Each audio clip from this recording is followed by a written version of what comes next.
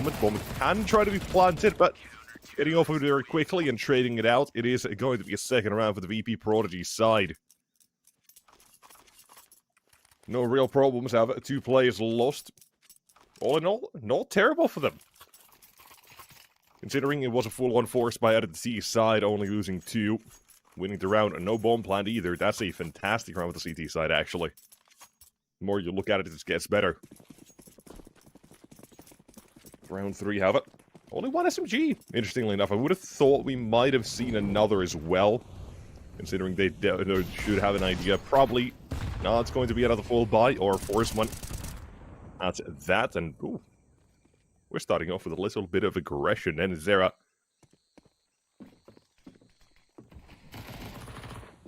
going pretty damn well to begin this round. They've even got the bomb drop towards the B side as well. So all in all, this round should be sealed because, mate, MP9 just finally nets a little bit of money. And this round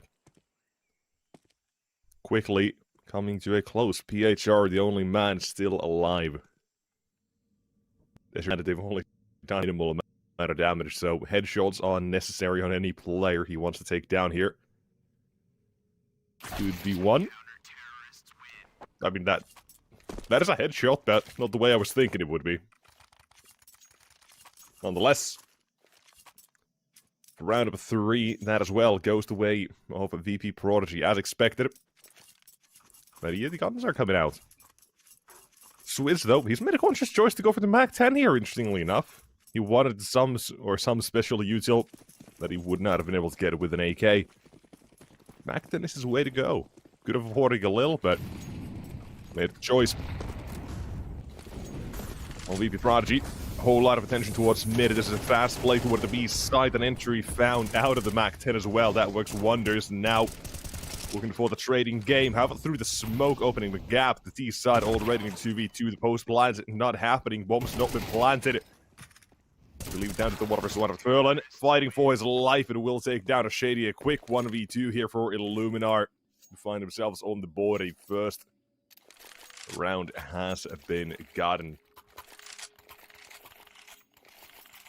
A way to set the pace here, really, for the T side. First time to get the guns out, run towards the B side, get the entry. Trade it out on a 1v2 to end it. Certainly, got to be making the CT side of VP Prodigy a little concerned that there might be a couple more of those fast sort of plays happening. We'll see exactly if the CT side might try to change up their own approach into these sorts of rounds as well. Right now, they do have a 3-man stack towards B. No one's mid at all. They've only just thrown the util. And it goes for both sides, but it is the T's to make a move first.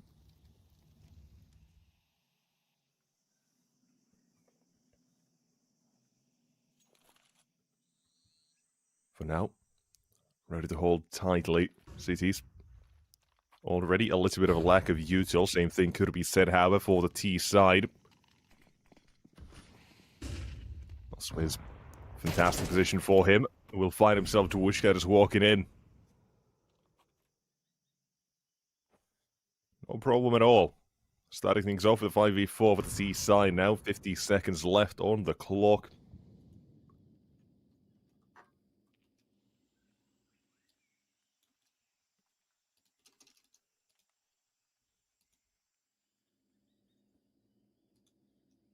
Now, what's next?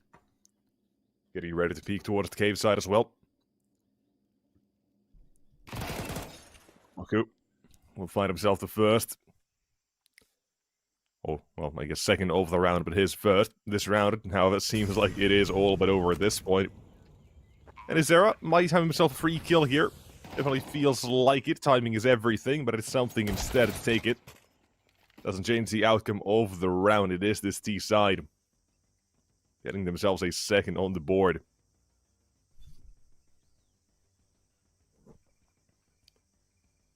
Shady and Izera, they just want to make sure they get their weapons, carry them over the worst that next round, but Illuminar, they are kind of hunting them. You got PHR and Cloaku all the way through a main, and Polo as well coming through mid. However, it doesn't seem like they are willing to overcommit. They are slowly searching for it. Nice shot for Shady. Round comes to a close. Orb and M4 allowed to be kept in this round, so there's still a chance to do some sort of shenanigans here for the CT side. The worst sort of play Illuminar could make here is a fast one without any actual information where those weapons might be, so I'm expecting a bit of a slower sort of round for the moment. Shady as well. Instant smoke towards mid. Expecting to see some sort of aggression out of the AWP as well, right? Makes sense. Shady will find one out of it, and this is what I said, right? The worst sort of play you could have been making. Shady's got 2 and something with the 5-7. He's also got himself 2. He had no information, and they have no round. VP Prodigy. A 4th round on the board, just like that. AWP takes down 2. No clue the 5-7 was there, and it's just over before it started. You want to play a little bit slower there. If you make that sort of rash call, if you want to try to play with a little bit of speed, it's not always going to work out, and that's the perfect example of why. How it can look. VP Prodigy. Fully equipped. A couple of AKs picked up here now. Illuminar. Economy on the line here. And already taking a little bit of a beating from the nades. Cloaking down to 60. List out at 93. Don't think an M4, even from point blank close range, would be able to do 93, but then again, who knows? Maybe this time. Here, faster toward the B side of the map through cave. Cloakus Tech 9 will fight at the first opening kill of the round, and a couple of trades potentially back. There's one already from something. Relieving tension. Oh, Cloaku. What's trying to plant the bomb? See the X-ray right there, but taken down with the open Shady. Now him taken down as well, and something. Heading to swivel, turning left and right on the side. Taking down in Zera. Place the smoke on the side. They're thinking about it as an option. Looking right towards it. They've got to essentially got him dead to right. In a crossfire will not get a single thing out of it. And Illuminar. They needed a round here. They could not afford to give an early start to the CT side. Couldn't let them get ahead too much. The 3rd round hits the board. Shady, though, a great attempt in this round, right? 11 kills so far in the game. He stopped the bomb plant at the last round, devised himself a couple of seconds there for the C or T side to have to play differently instead. Force a few fights. But it was still Illuminar who did come out on top.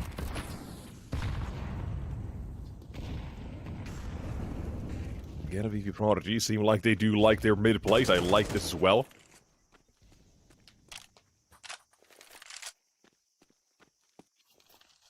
Just looking at it, makes a whole lot of sense. They've got a lot of control over the map so far.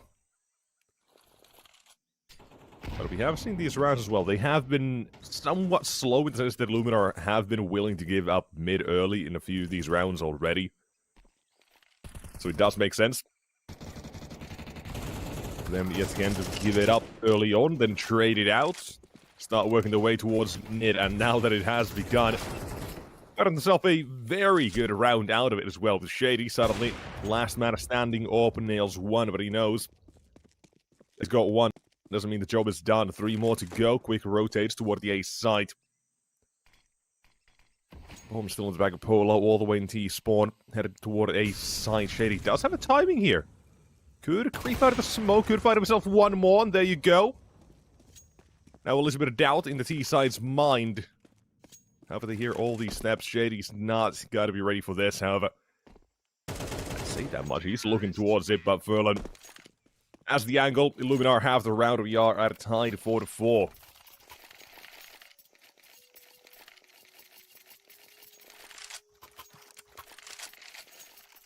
Shady, had he held his shift key even a little bit there, he could have played that way better, but he was thinking, right? There's very good choice there as well he's making, in the sense I can see exactly where it's coming from. He gets 1 before the bomb is even spotted toward the site. He doesn't know the bomb is still headed towards A, expecting it to probably run back towards B with 1 player somewhere towards mid, shelf, whatever. That's a decent idea there, but timings don't work out for him, and here, Illuminar, I do find it like this. Now they're going slower towards A main. Now they're clearing it out. What at the site? Nope. Got a couple more plays to take down. And Zera who's now finding himself a couple of kills with Polo's dual Berettas. 1, 2 out of 3 will do better.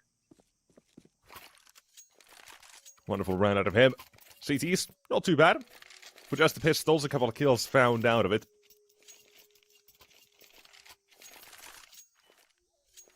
By no means a terrible round. They're trying to keep that T-side economy as low as possible, right? But, well, that doesn't really matter that much anymore at this point of the game, right? If this was MR30, MR15, whatever you want to call it, doesn't matter. Same thing, essentially. Everyone means the same thing. But we're almost at the end of the half already. We've only got, what, 2 more rounds after this one? Economy. Early on, who gets it is going to be important. Now, find it with whatever scraps anyone is capable of getting. I like this with Shady. Decent off-fang goal, but it's Swizz with the headshot, and that opens up the avenue now toward this side of the map as well completely. CTs, they do have 2 plays toward the cave side as well, and fighting from CT and Izera. This MOUZ will do wonders, but not that much. Trades back out again. Maybe 3 bomb needs to be planted at Polo. Hoping someone would be hovering towards long, but no can do at the moment. It just needs to stick that bomb plant some way, somehow. Having checked behind them. They have found, oh, actually, yeah, by PHR, they have found both. Last man standing, something does find a tag. And finish the jump with the Polo, just had a missed shot of Flashbang. A hard round to finish off, and something still wants to give this a bit of a try nonetheless. 45 HP to his name, Polo. Onto the dualies, and there's the swing as well. With a PHR, will make sure this round goes the way of the T side. It was him with the backstab, finding both the flankers towards ramp, and him finding the final man in the round as well. A triple for him. Shoots up to 10 kills, and the VP Prodigy. The great start they had. And even a better run with the eco, the saved weapons they had as well, right? Those were all the rounds they've had. The pistol, the couple rounds afterwards with the T side, it didn't really have much. Illuminar with the gun rounds, they started off with a bang. They started things, or setting things up. The pace they began this with was pretty damn sharp. They had that one miss, but afterwards, yet to really lose too much. Right, a couple of closer calls, sure. But nothing that has had us hanging over the edge. Here. Pause comes to an end. Last couple of rounds. CT Snide. Bit of a halfway for them. An interesting one, right? They've got a little bit of investment with those pistols. The MP9. Early nades towards mid and the T side. They're willing to mop them up here, and Berlin, he tries. Good for 2. That's every T side player revealed, by the way. That was, what, 2, 3 nades out of the T side, and then Furlan being taken down. 2 more coming from the shelf side as well. Seemingly not thinking about it. Nice shot for Kuzmet. Once the AWP. Can't get it. Now with the crossfire, Loco eventually finds his target. Same as Zera. Last man stands, no more. 7-4. Might as well make it 8 for Illuminar. This T side has been pretty damn sharp. Alright, the most I would say they've had struggles in is the openings. In the sense that mid has been challenged a lot, but the CT side it has been given up as well in return. So they are giving up that map control. Yes, it is something that can happen. You can do that choice out of it. The Illuminar, they have recovered those rounds nonetheless, despite sometimes right VP getting a couple of kills out of it. Here, it is the Molotov that does burn Furlan. The side needs to continue somehow to trade things back. It is Swizz finally finding one out of it. But now Illuminar, they try to challenging mid. Well, wouldn't you believe it? It's does not work out. Something about just talking about doing something, changing things up, but it doesn't work. I don't know what it is. It is a little unfortunate. The exact point I was trying to make, but nonetheless, VP Prodigy for the last shot at the half seems like it is a lock-in. Furlan, 8 health to his name. Should not be doable.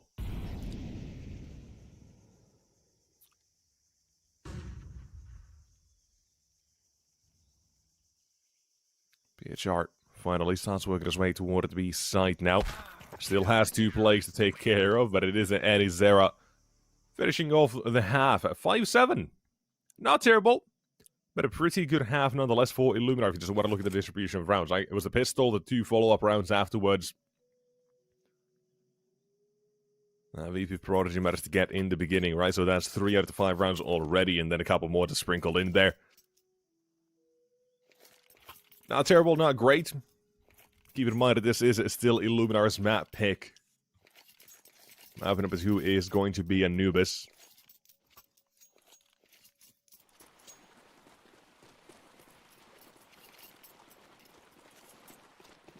There's still a long go. Here. 7-5, Illuminar VP Prodigy. Pistol, Cloaku, dual Berettas. Let's see how well this goes. Can start to spam them down and away. The shadows are being given away on the T side, one at a time. Off down to Wishka. 1v3. Can try to force the bomb plan. He's got to do so. They're not going to be able to stop it, but as he gets off of it, it should be done, I say. Nearly still makes it look entertaining. Yeah, sure, shots him down. Illuminar. Second pistol is go.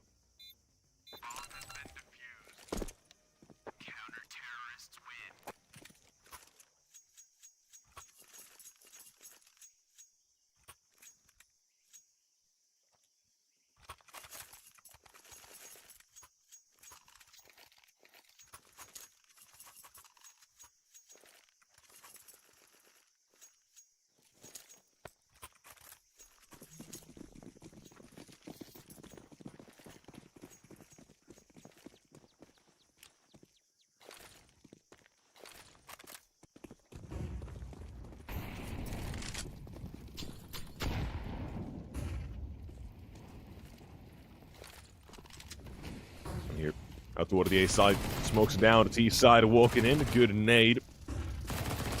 Illuminar wanting to keep them at bay. Furlan has tagged him down plenty. He's even still alive. He's got another kill out of this. That is wonderful out of Furlan. Right, after the first kill, not finding a quick trade and not finding a second, he just stays alive for what it feels like forever for that T side, and not being able to take him down, knowing they'll have to focus on him. He creates opportunities for the rotates. So Entropiq, quick rotation out of him. Oh, excuse me, not Entropiq, but was it PHR, I want to say? Mine kind of just blanked on the name there, unfortunately, but the actual small detail of name doesn't matter at this point. Here, toward the A side yet again, Furlan, MP9, he's ready. Plays on the T side, though.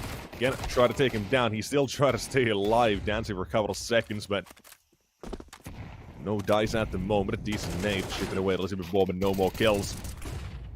Not until the rotates come. Loco does well to finish things up here as well, alongside PHR.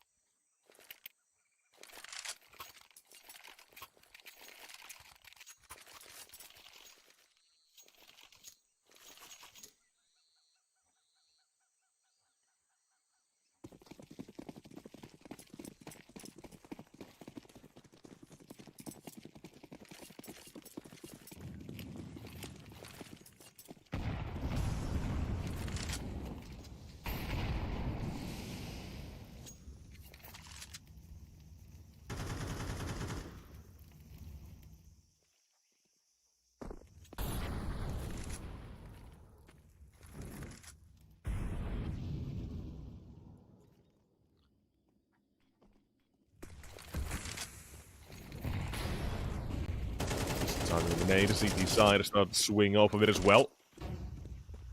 Who's mate? Inside the opening, they know Swizz is somewhere back toward the cave, made a little bit of noise, AK collected. But with another kill as well off the T side, a 5v3 looks pretty damn good. All grouped up at the moment as well. Or 5v2, excuse me. Polo and Swizz have at the correct bomb site at the moment. Bomb still needs to be picked up. They spotted now Polo. Making a slight adjustment on his own end. Started to look towards mid a little bit more, but VP Prodigy still feel like they are honed in toward the B site. With them not having any sort of information, they are going to be walking toward the B site.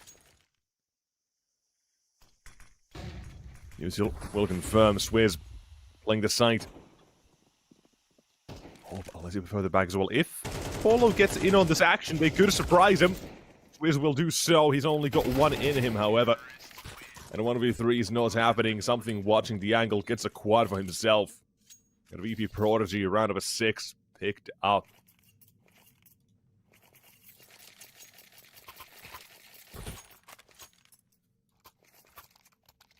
Looking real good. Now the T side is coming back into this, right? The economy at the CT side, you can see 3 MP9s being bought into this round. 1 M4, 1 AWP have. They do kind of make up for a little bit of it. We've already seen Furlan as well. He's played plenty of the MP9 toward the A side of the map.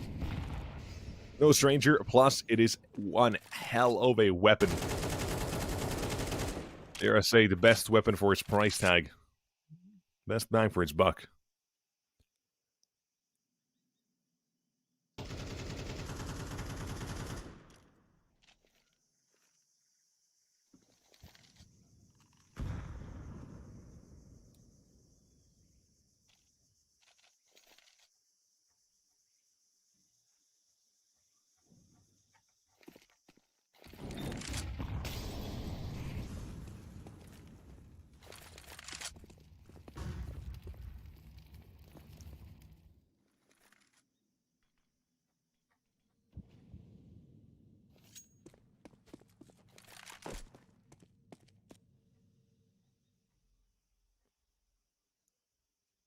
And Azero making a play towards mid, clears out red.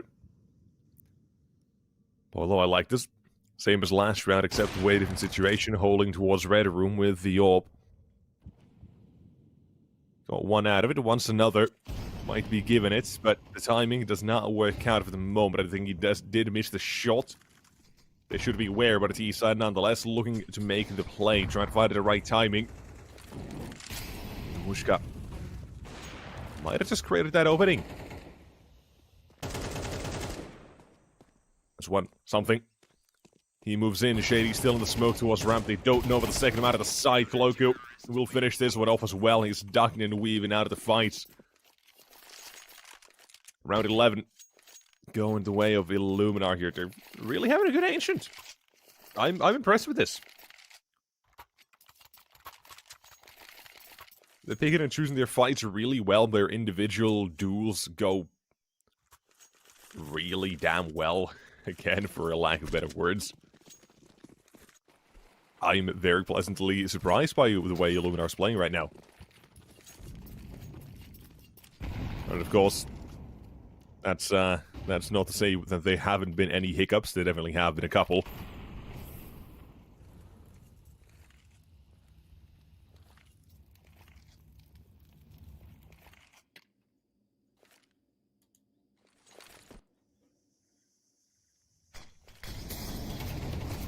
Here. Wiz. It's surprised he does not get cut out or cut open by the T's, but nonetheless. Maybe Prodigy. The squad are ready for a couple of fights, but Swizz, he got 2 in him nonetheless. That's the kind of change the outcome of the round real damn quick at a PHR. Such a tight angle for him to work with as well, but he makes it work. Of the 1v3, and his Zera kind of being forced out of the open by damn Molotov, but he's not spotting anyone towards long just yet. Cloaku. Again, him to finish the job. Just one kill of the round, but that is Illuminar on to 12.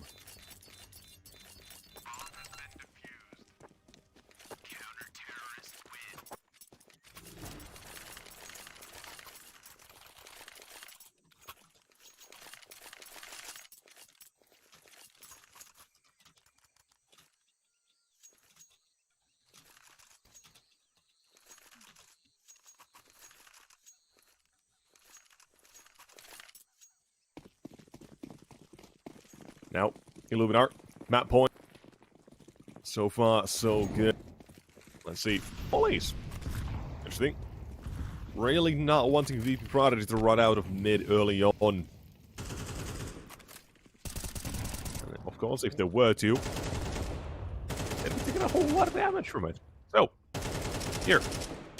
Starting out. Oh, wow. That is just one hell of a wallbang as well coming out. Still, wanting another one. And Swizz, oh man, that is some pristine timing out of him as well. Map number 1. Illuminar looking to come or looking to end it real damn quick. Well, one more to go. Headshots. He's trying to get a bit of PHR to finish. 13-6. One hell of a show out of Illuminar here as well. Well done, and that ends map number 1. Getting you ready for number 2. It's got to be Anubis. Don't go anywhere. We'll be right back. Welcome to BetSwap.gg, where future meets tradition. We're the first platform to blend Web 3.0 with traditional betting, offering both decentralized and centralized options. Take control of your assets with no third-party approvals, thanks to blockchain transparency. Whether you're into blockchain or traditional betting, BetSwap has you covered. Bet with real money, enjoy fast withdrawals, and join the BetSwap Elite Club for VIP entertainment. Experience our exclusive loyalty rewards. Fly in style. Enjoy luxury gaming. Get invited to exclusive VIP parties with top entertainment. Access VIP boxes at the Super Bowl, UFC fights, and major football championships. Experience real-world luxury like no other. Upgrade your game with us. BetSwap.gg, where revolution meets tradition. Dive into the future of betting now.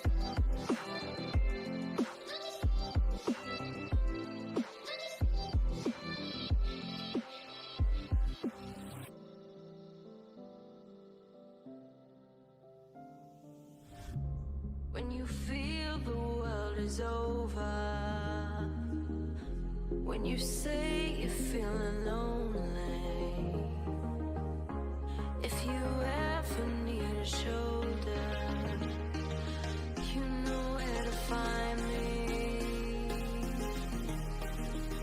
Stop chasing all the city lights, breathe me in, go on and take your bite, count on me to make you come alive.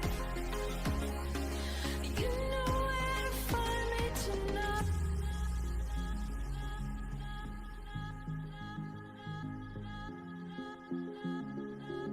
You know where to find me tonight.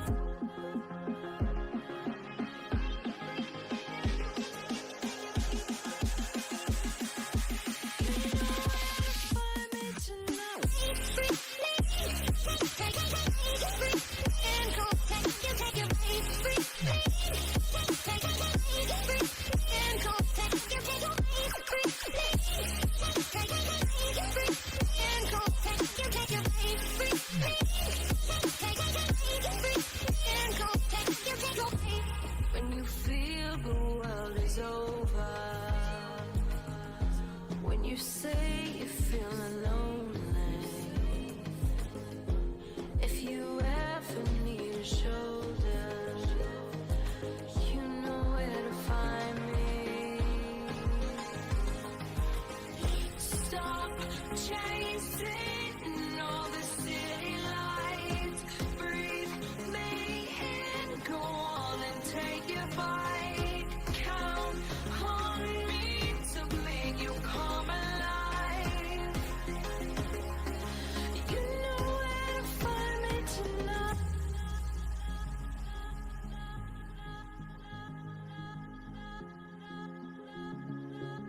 You know where to find me tonight.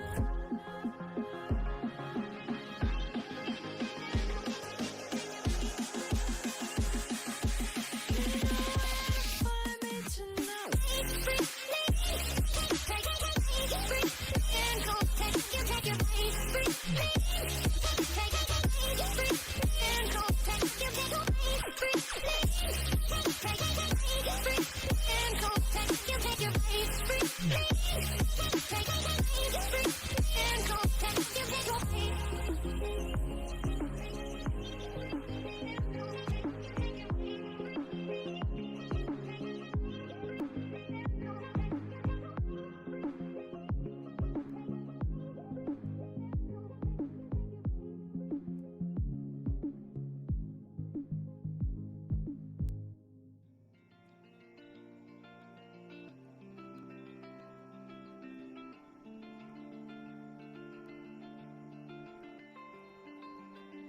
We lost our minds in the darkness of night. We live to die. We lose our souls every day. We lost our minds. We don't remember what's wrong and what's right. The world is dead, but we stay. 'Cause we are born as living fights. We live to die. We live to die. And we surrounded by the night. We live to die. We are shadows in the neon light.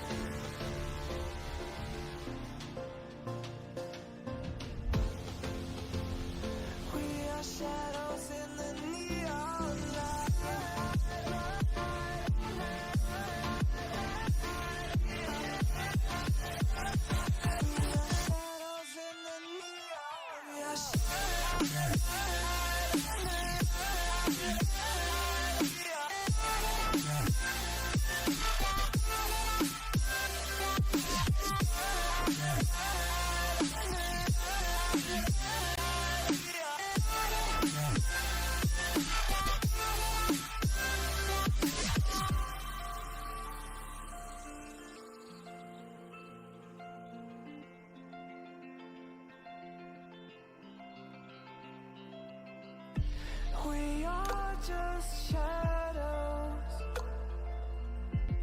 It's supposed to be that we die. It doesn't matter if there is no light anymore, no light anymore. 'Cause we are born as living fights. We live to die, we live to die. And we surrounded by the night. We live to die. We are shadows in the neon light.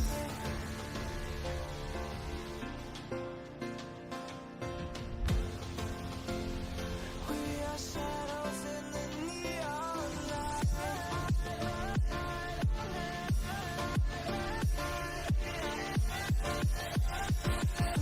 Shadows in the neon. We are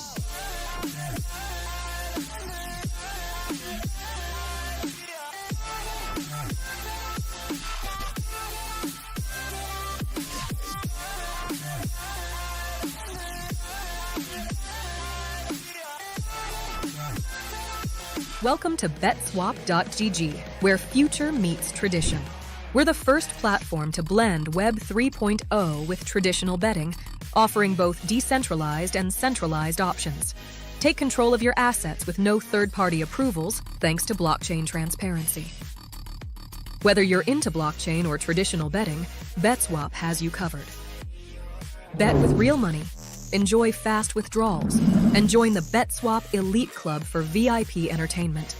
Experience our exclusive loyalty rewards. Fly in style. Enjoy luxury gaming. Get invited to exclusive VIP parties with top entertainment. Access VIP boxes at the Super Bowl, UFC fights, and major football championships. Experience real-world luxury like no other. Upgrade your game with us. BetSwap.gg, where revolution meets tradition. Dive into the future of betting now.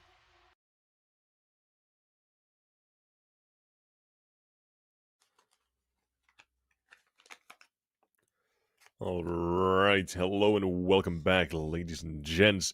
We've gotten finished with map number 1 here of Illuminar versus VP Prodigy.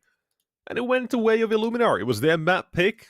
They decided we're going to take it. 16 or 13-6. Not a bad scoreline at all. As a couple of the players as well, right? We can take a look at here.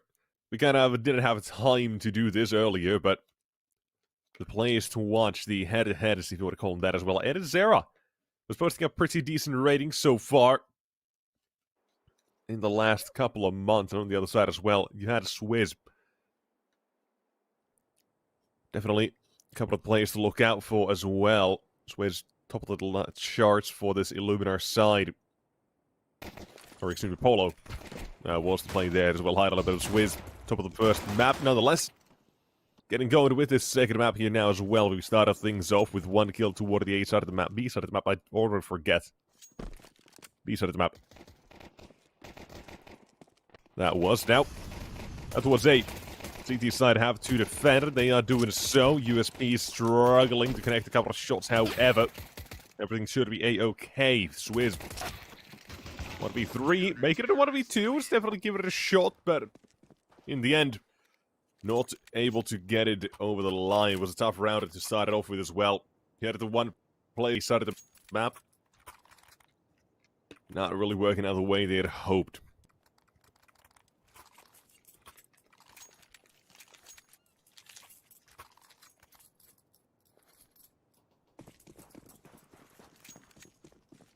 And VP Prodigy.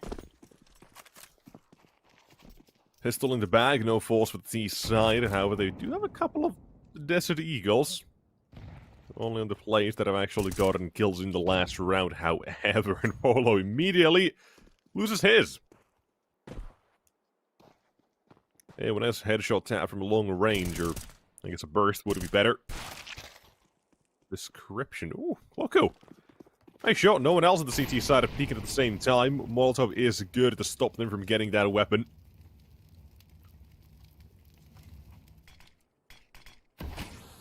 Smoked out as well. T side will have to consider if they really want to try to get anything out of this. if they were to force their way through a smoke? The answer is got to be a no. They do not want that.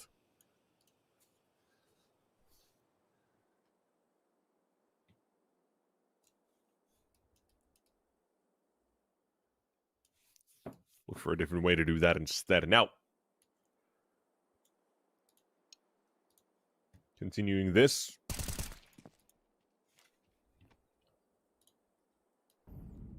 Wonderful shots out of the CT side. Just looking clean overall. Here, a little bit of a bait and switch. One from afar, one up close. Kuzme is not going to have any trouble with them, however.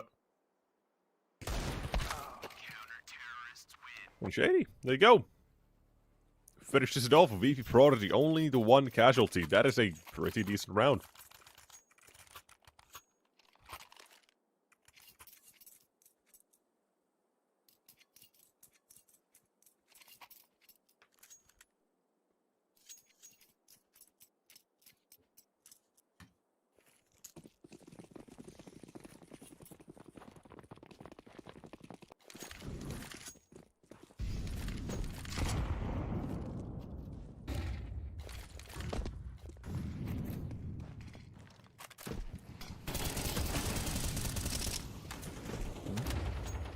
That is Zera. Good opening. Fern down or down through the smoke. Putting pressure early on onto Illuminar here as well. Ooh. Well, he had Dwushka taken down. Molotov is good, and Zera will have to consider how he might want to fight this at all. And now blocked by a smoke and a Molotov. But there's a bit of a gap here to work with. And Koloku will find himself on the receiving side of said gap. 3v3 through mid. Have a Swizz need to have found that kill, but now it instead opens up the avenue of approach for the CT side. Apollo as well. He's got one hell of an important duel here for himself. Flashbang confirms want to play his position. And a 1v2 now needed to be done. Info collected, has a smoke to work with. That's all, but the CT side already smoked him off and he's been spotted. This round is done. Shady on the defuse. VP Prodigy bringing the border just like that. It really shows the importance of getting that kill in mid. Right hand Swizz managed to find the kill onto the rotating player. Would have given them such a power position. They wouldn't have needed to push as much. They wouldn't have needed to play as aggressively there to hunt for those kills. But that's the way the cookie crumbles.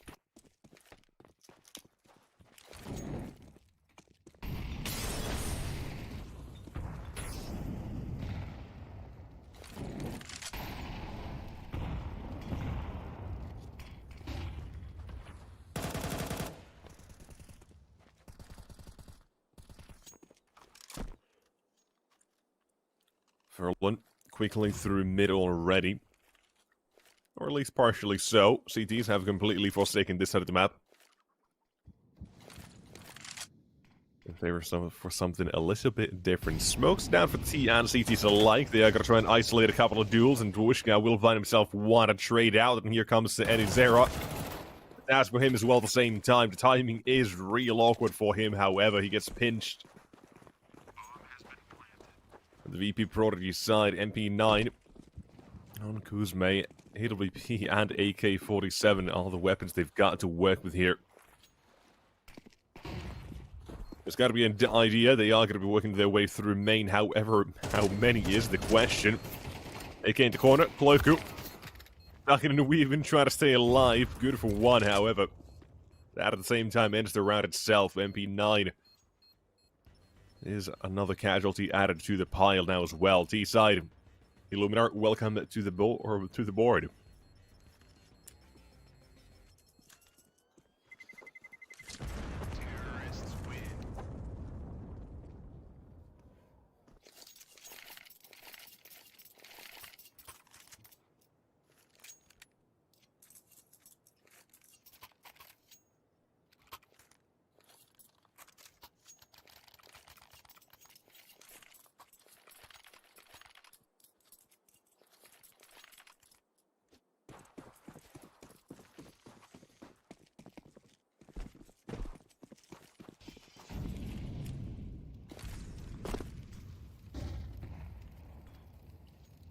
Now let's see. Can they repeat a little bit of their success from the lash and getting onto this one as well? Well, Yondere is decent at Zera, down to half HP already without even seeing anyone.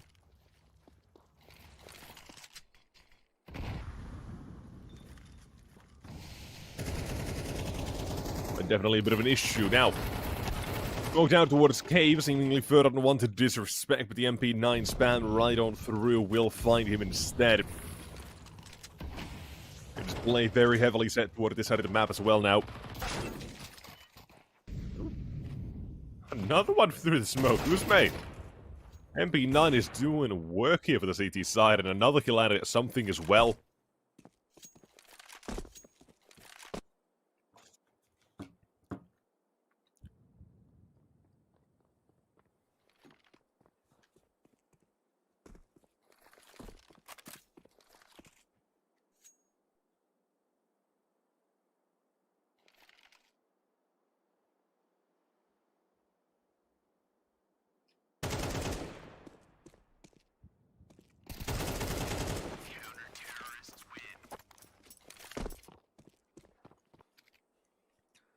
And just like that, round CT side, 4-1. Basically the exact same start of round, funnily enough, but that map did not go the way of VP Prodigy. We'll see if there's going to be some sort of repeat of that here as well. Who knows?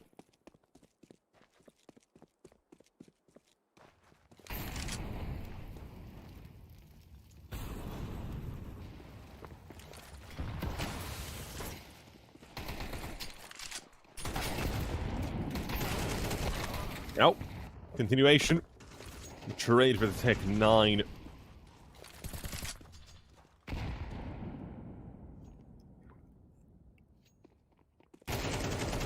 D-side. Furlan. Making this round of work here with 4v2, 3v2 now with Goosemate. Trading some to the back at least. We'll jump out of the CTs as well here.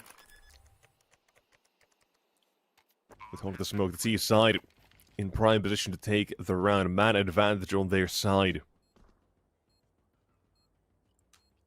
Can they still finish this off? There's a smoke. A couple of flashbangs, actually a couple of smokes. Kits to work with on both CTs.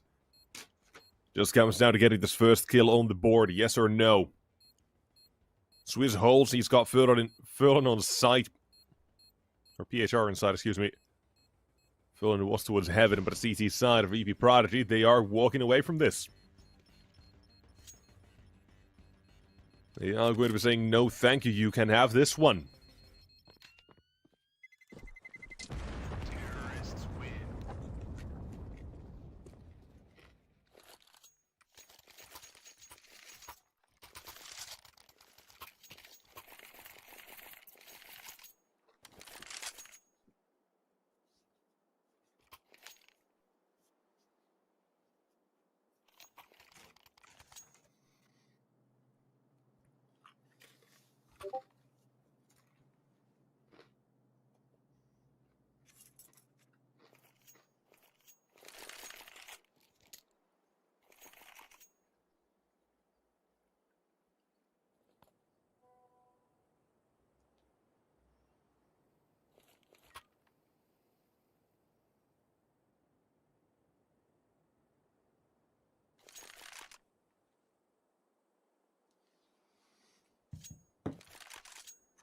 Continuing forward to keep in mind what I said, right? We had a similar start, or the exact same start on map 1.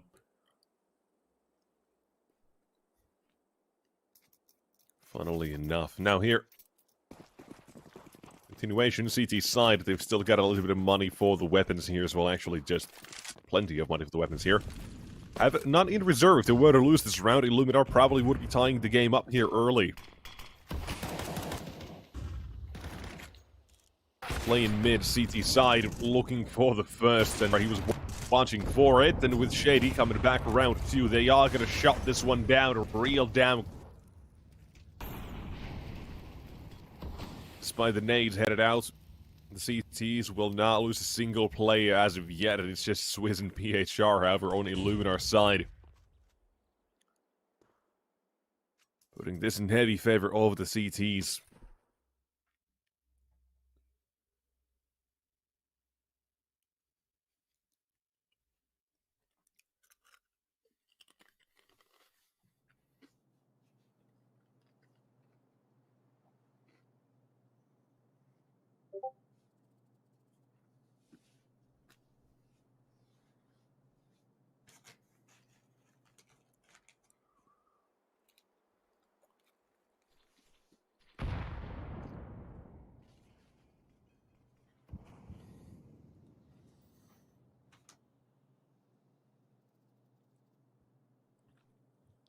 Seconds. Toward the A side, Swayze has already been spotted. He doesn't even know it. Thinking he's got something here to work with, but he's about to be taken down real quick. That's just a trade. Was a chance there, but not this time.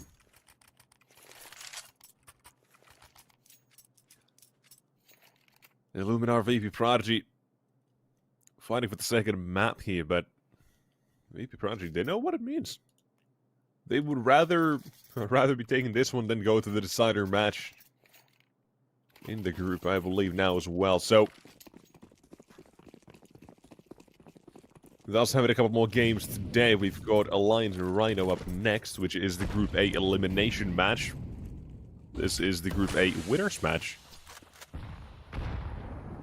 So, even if they were to, even if either team were to lose this, or whichever one to lose this, they still have another chance at the shot to come back into the, or go into the playoffs, into the semifinals. Would not be over just yet, but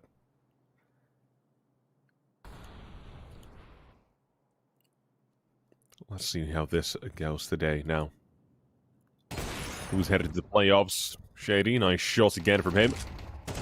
8-1 in terms of stats. Toward the side, Wishka. Let's be careful. Seemingly the T side are swarming all around the bomb site.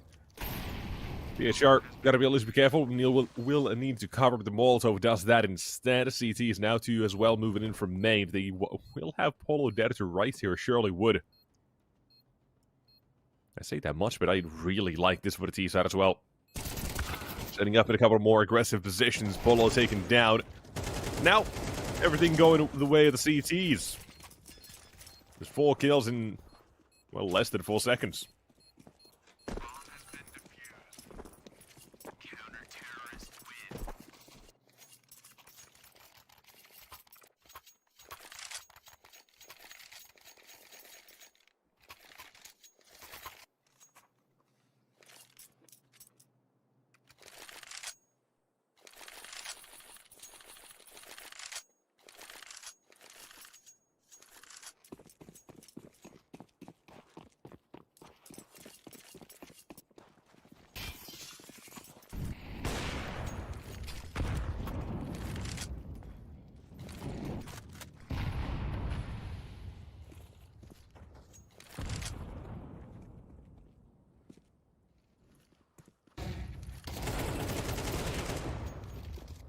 Swizz and Polo. Couple more kills. Seemingly VP Prodigy don't have a whole lot here. They tried to go for the aggressive play, but this one is not working out for them. Dwushka, another one.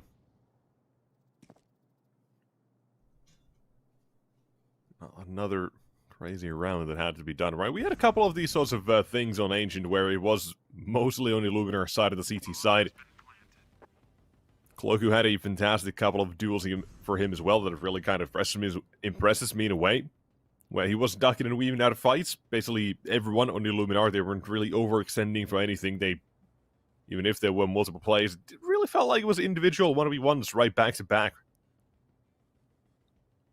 Just the jiggle peek in was really well done.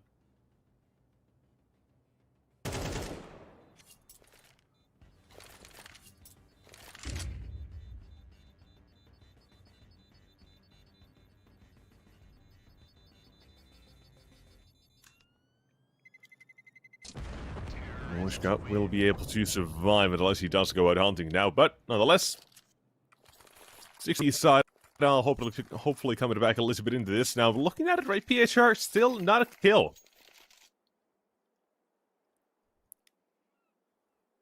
Definitely something you don't want to be seeing too much on really anyone.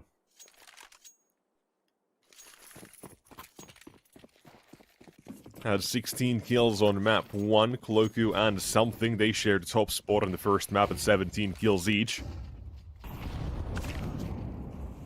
Swizz, PHR, Shady all at 16 as well, so kind of sharing that second spot in that sense, but so far, PHR nothing. Swizz here taking that as well through the smoke again.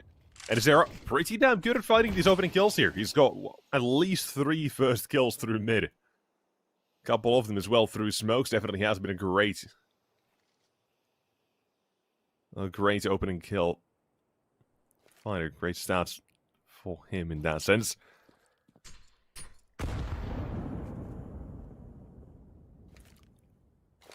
Now as well, caution out of the CT side a little bit with the nades coming out. Chipping away at Furlan, but definitely making him a successful headshots. Ooh.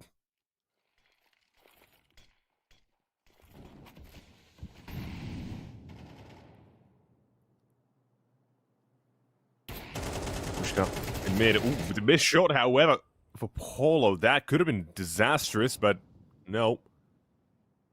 Not yet, he's A-okay. Furlan in cave will be taking that, and that suddenly now forces the hand as well. The CTs, no, they need to rotate quickly. Bomb already planted as they even get anywhere near. Molotov is well timed.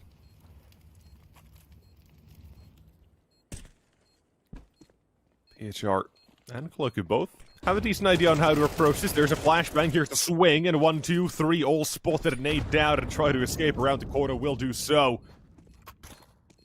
And Zera, he knows he can't really win this anymore. Not enough time to find everything, or both the plays remaining. Well done. Good flash, good play. Cloku. Try to save the orb, will be fine.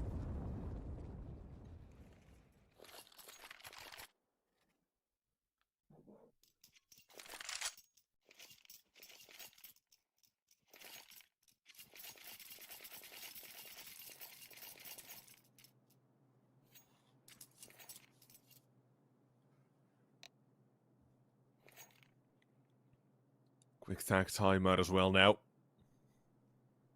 Illuminar, by the way, is looking at the scoreboard right there as well. Every single round they've won, the bomb has exploded. So there has been some sort of attempt in even those rounds as well for VP Prodigy, or if they even want to attempt those rounds, right? Because they have been kind of close, right? We had the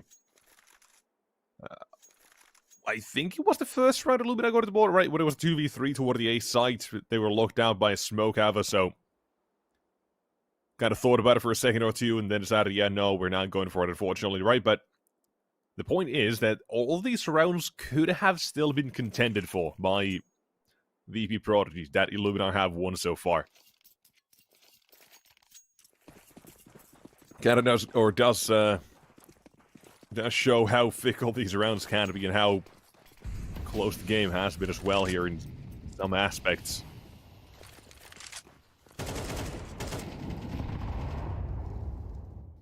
On to Wishka. Nothing but a USB for him. Well, nothing but lead for him. Excuse me. Must be main, and Zera, he's got himself one out of this. Flashbangs, a little bit back and forth. CTs are going to get themselves another weapon any moment now. And hello, Shady. Desert Eagle finds another headshot. One more close by. He knows it.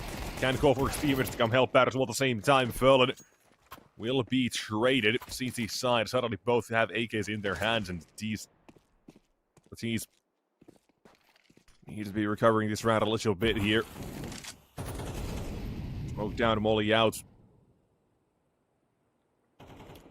Bomb needs to be recovered, Kuzma. All he needs to do is swing. He's got to get himself a freebie.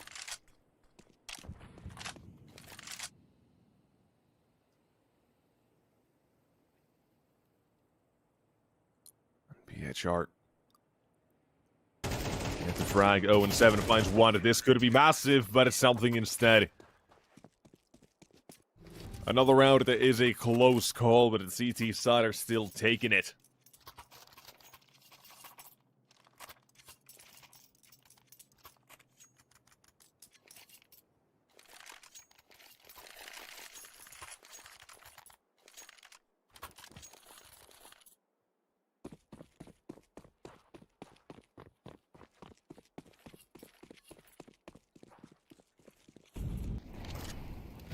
Last round of the half, 8-4, 7-5. We'll find out. Illuminar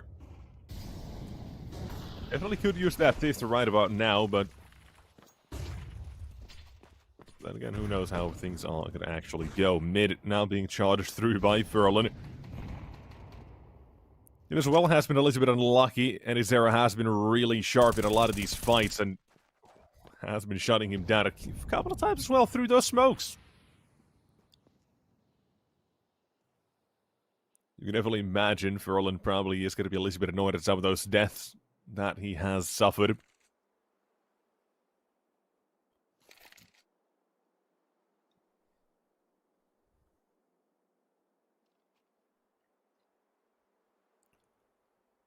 Door shot, we've seen this before as well. Holds the smoke for contact, there it is. Furlan this time actually spots him.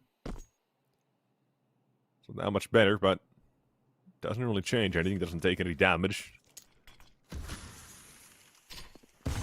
Smoke down Temple, nade, and through toward the A side of the map now as well. Trying to go through the smoke, does not work out. On the CT side, they've shut this one down. Illuminar with just Polo and a PHR to try to finish off this round with a 2v5. It should not be happening any day of the week, and right about now, looking all the more nightmarish. Polo 1v5 up in his hands. We'll find one out of it, yes. Now second. Searching for it, but with 10 seconds left. Staring at the butt or barrel of an 8-4 half. A pretty damn well played one for the VP Prodigy side. Something continuing his good form from map number 1 as well. It was the top of the scoreboard right there, 17. Him and Koloku, they share that top fragger position.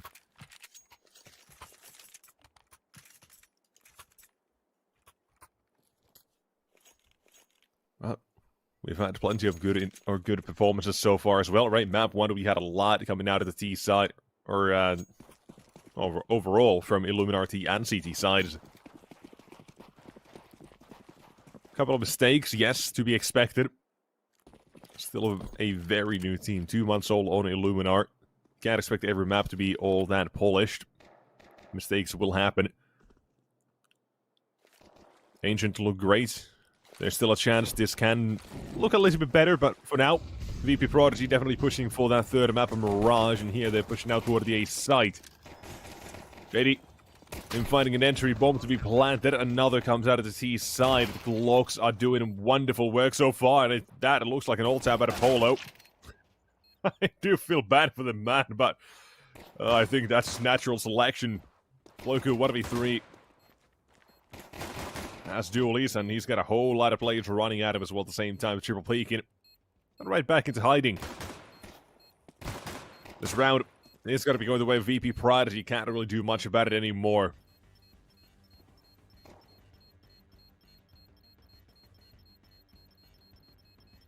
And here we are, 9-4.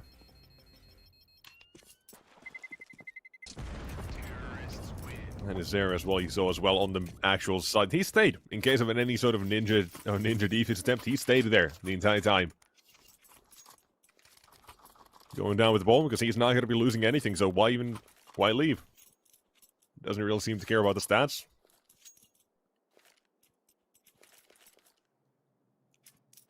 Let's say, okay, now, 9-4. Like I said, the VP Prodigy, they do seem like they are going to be pushing for that third map of Mirage, and so far, Illuminar, they're not really fighting back, right? Most kills, 8 on Polo, Koloku. Still as well, PHR definitely has been a little bit struggling. Though both his kills have been headshots. I'll give him that much. And something as well. Oh! 90% headshot on something with 11 kills. That's pretty good.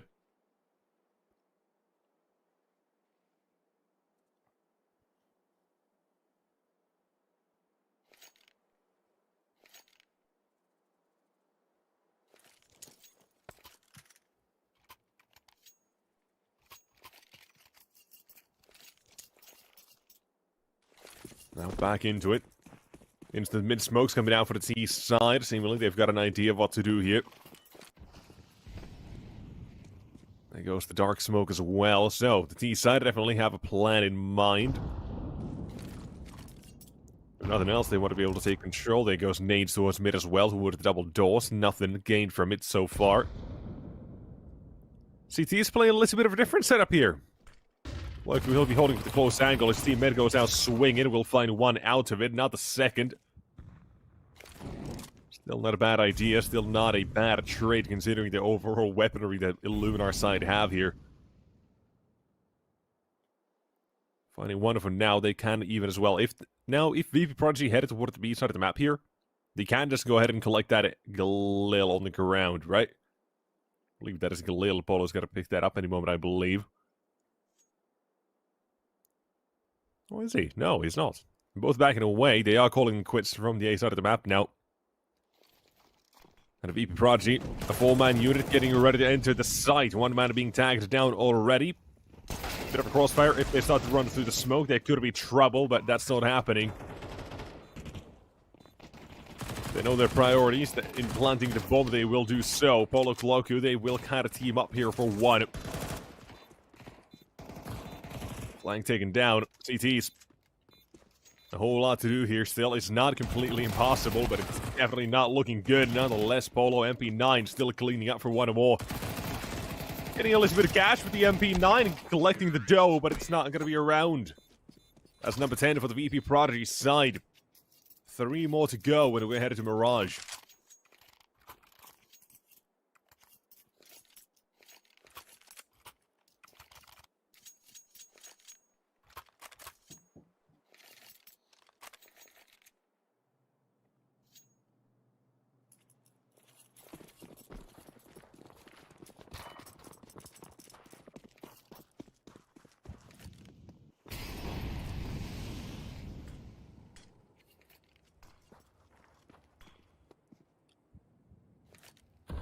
Yeah, the CTs, they wanted to make a bit of a play towards the main. You saw there as well, Polo. Out of the M4, wanted to go swing it a little bit, didn't spot anything. They're calling him away from A, or from A for the moment being.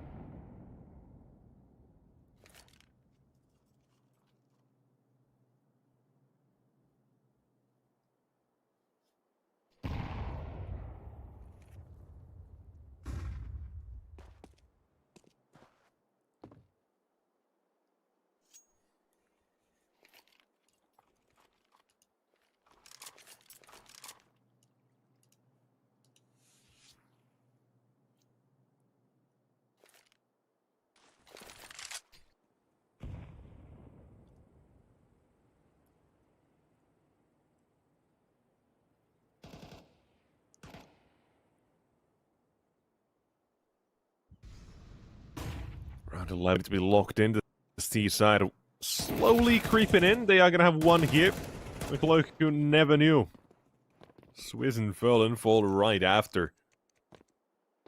VP Prodigy doing it really damn well in this round. In the actual approach itself. The one flash as well they had. Pretty good. They kind of forces Cloakers back into the corner. Couldn't see anything. And, well, not that they really could have. They just snuck in. The angle he was watching would not have been able to see them. So, overall, a very well-played approach out of the VP Prodigy side. And round 10 moves to round 11. Polo keeps the M4 alive. PHR as well. He's got armor. Might actually drop an AWP next round. Ooh, actually, no. Don't know why, but I thought their loss bonus would have been a little bit more. Should have been watching it. Yeah, no, it's only 3 rounds. Can't drop an AWP. Unless Colocu wants to buy an AWP, have no armor. Yeah, there's not going to be one on the CT side.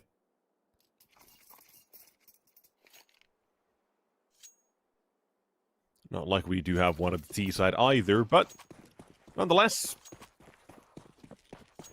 11-4 Illuminar. I would have liked to see at least a little bit of resistance out of them, right? With the kills we kind of saw a little while ago, there hasn't really been too much. Even now, only one player reaching 10 kills. Doesn't seem like that's going to change anytime soon, however. Something in Eddie's era. They've got themselves one hell of a start to this round as well to secure a round of 12. It's 2v5 the first 20 seconds.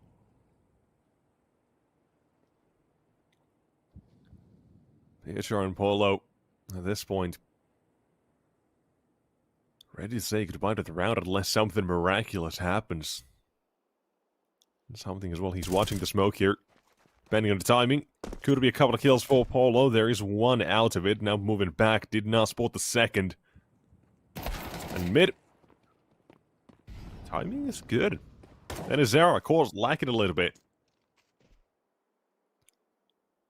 But something, yeah. This is a very good flank out of him as well. He just goes through mid. He's going to have one more look down as well. But PHR, even so, he may not even get a chance to do anything here. He's just being bombarded with util, nades, flashbangs, mollies, the whole shebang, and in about 2 seconds, he's dead. Something knows this. And Polo in the 1v3 is going to be calling it quits. The Dunzo in this one. 12-4.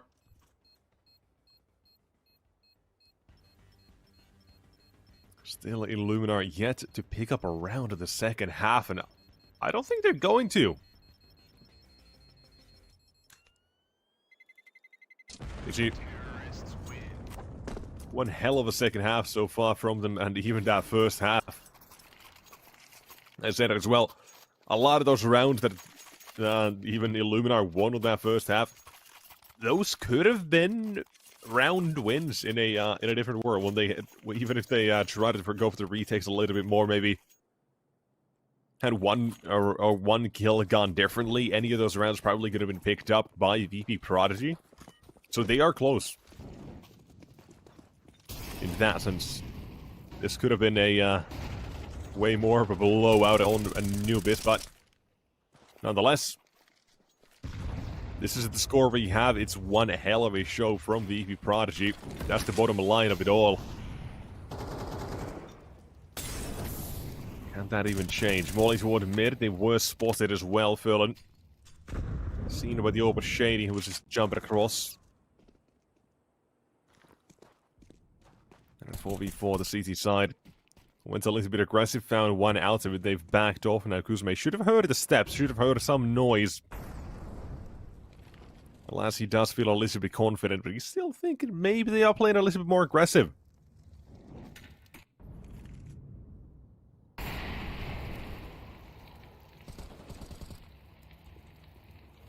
Illuminar might just extend play a little bit here.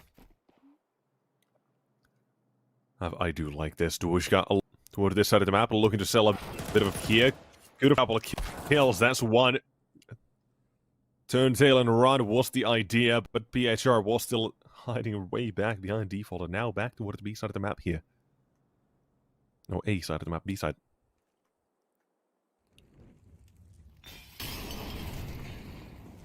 Leg spotted. Kuzume smoke deployed, bomb to be planted. T side at 2v3 now. Can they keep this one clean of the second half? Furlan wants to make sure the answer is no, but Shady. Baited by the M4. It isn't a round for Illuminar second half. It is really damn late to get started, but it's still better than nothing. If nothing, it's confidence.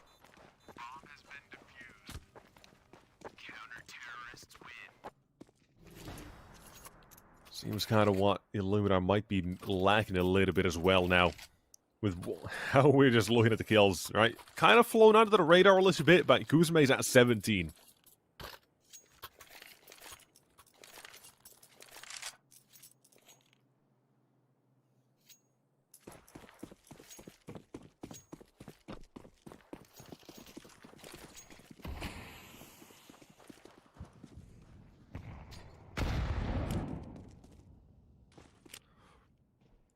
Everyone ready to eat a couple of nades. Back and forth they go. Overall chip damage. Again, another nade. Like I was thinking, maybe someone could have been closer. Maybe they could have been hiding in the smoke. Not the case. Taking a look at it, VP Prodigy. They're playing very... pretty reserved.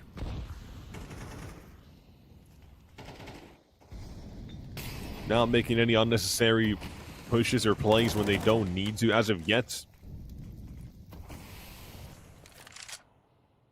They've got a good thing going. They do like to seem, or do seem to like these pack plays as well.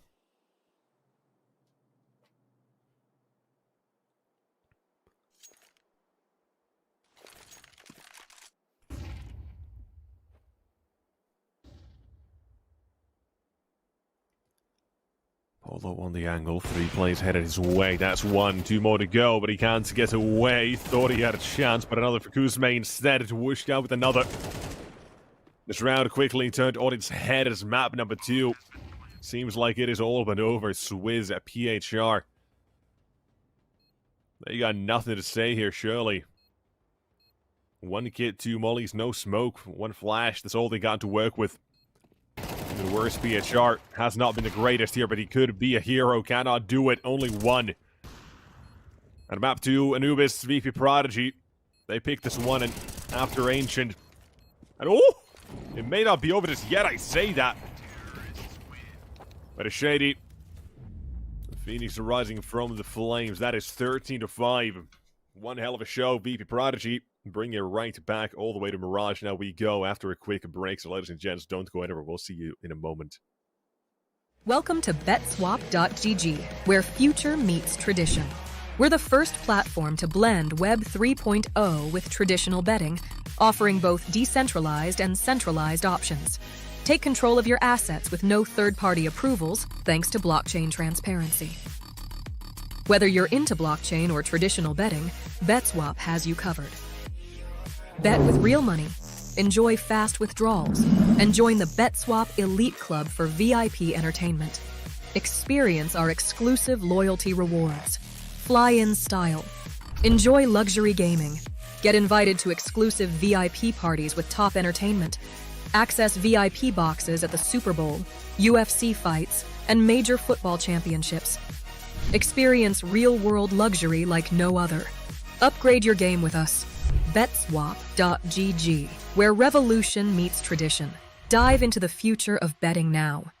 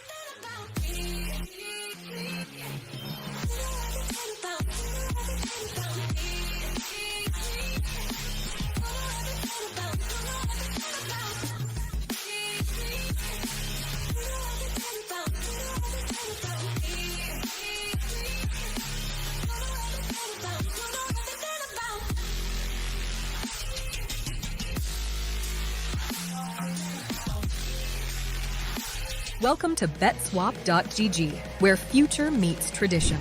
We're the first platform to blend Web 3.0 with traditional betting, offering both decentralized and centralized options. Take control of your assets with no third-party approvals, thanks to blockchain transparency. Whether you're into blockchain or traditional betting, BetSwap has you covered. Bet with real money, enjoy fast withdrawals, and join the BetSwap Elite Club for VIP entertainment. Experience our exclusive loyalty rewards. Fly in style. Enjoy luxury gaming. Get invited to exclusive VIP parties with top entertainment. Access VIP boxes at the Super Bowl, UFC fights, and major football championships. Experience real-world luxury like no other. Upgrade your game with us. BetSwap.gg, where revolution meets tradition. Dive into the future of betting now.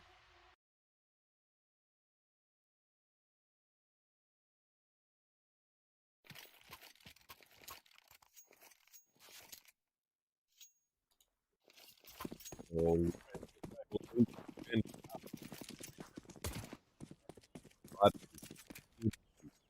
new team six. I respect for both teams that 3 goes potentially closer. Who knows? Yeah, starting things off here with Illuminar for the 2v2-for-1 a trade. However, out toward the A sides already, Dooley's picked up, and a little bit of attention was all around the site. They're bullying a couple of CTs away. Dooley's will do more than just bully him.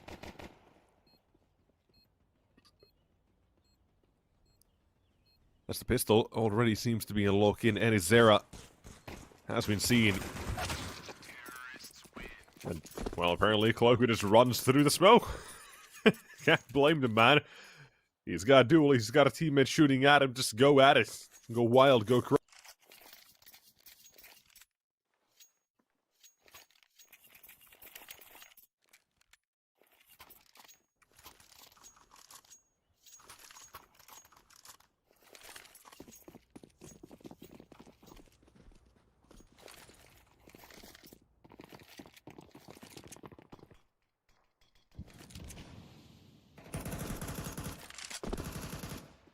Exported. Begins and nade from Furlan takes now. See what done to the HR. And with another one there, actually gets a kill out of it.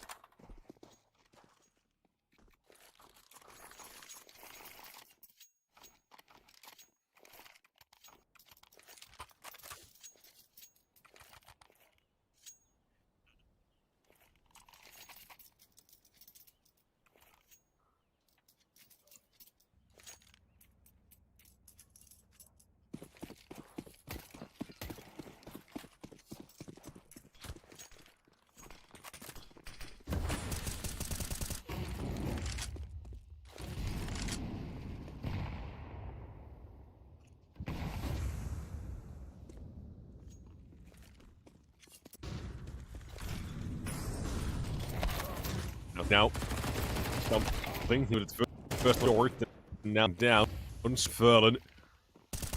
Couple of kills for the TNT, the light trading, ending a lot of the MOUZ, however. Another for Eddie Zera, can't just duck, choose his own fight however he wants. Still picked up, they can't go without much trouble. But this window, where do you see RC play worst? Whoosh. One comes now. The first one, Molly confirms the second. Hello, 1 versus 2 now. There's a little bit. Being into these fights, they can't even choose one.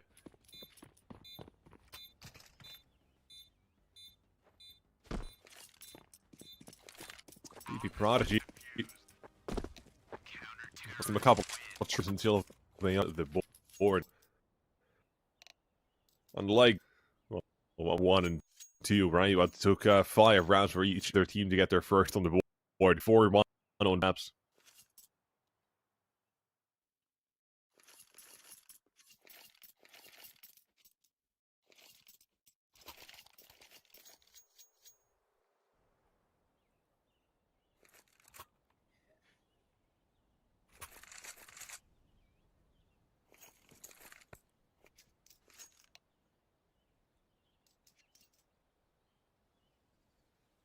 quick tick pause, however. So, hopefully, nothing bad. Whatever issues we've had, been haven't really issues. They've been what, a couple of minutes maximum, and yeah, even nothing bad.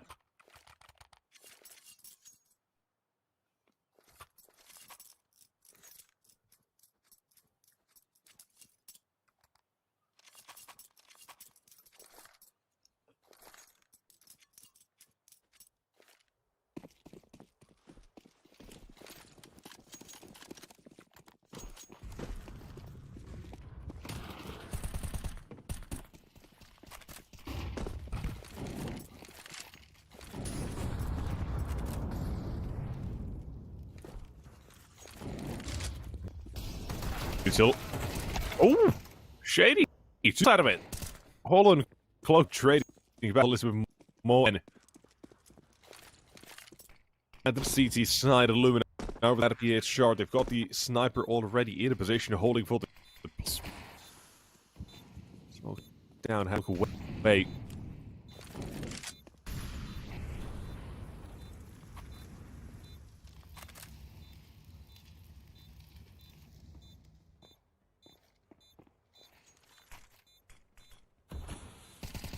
Position for PHR, but that confirms the Shangles.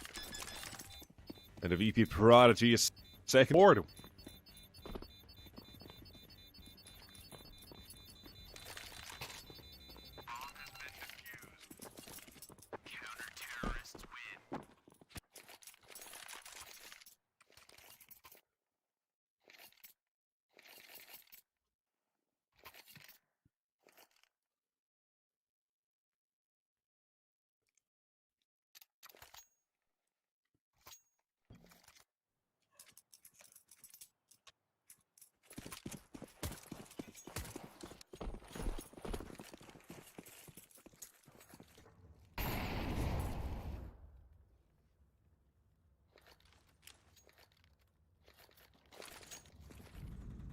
Smokes out towards A. Moon Moonleaf, but at the side will seem really clear. Already to real bad positions across one play. Here's the way out or into this side in this case. 3-2. So we brought a cheap lead very early.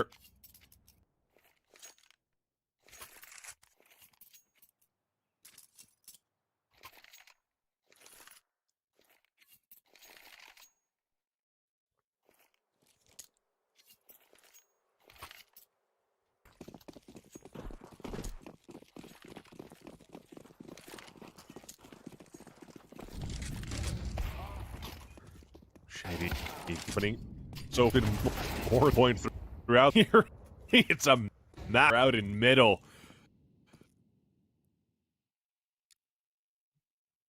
Here's to net away on his polo. It's wonderful. Wonderful need to be coming to return to this round in any way.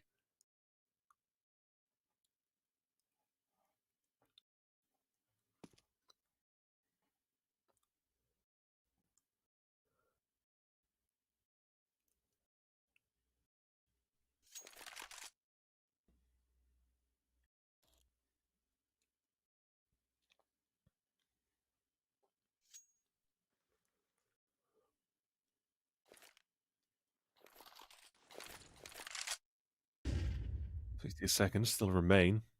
CTs, they are kind of leaving Illuminar B at them.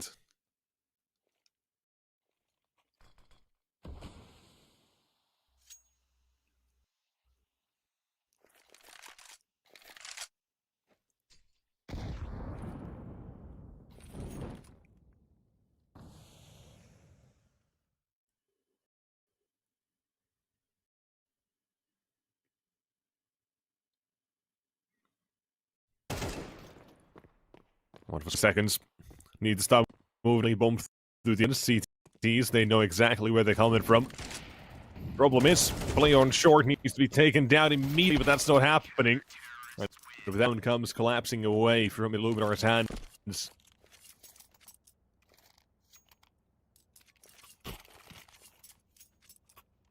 The idea was And for one angle scene.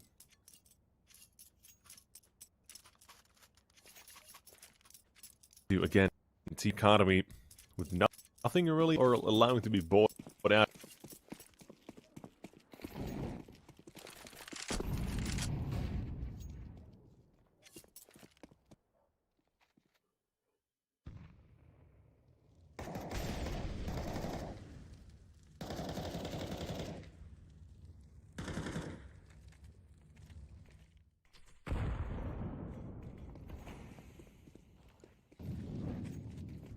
Now, again, to slowly see what this sort of around the T side. Enjoy playing this film.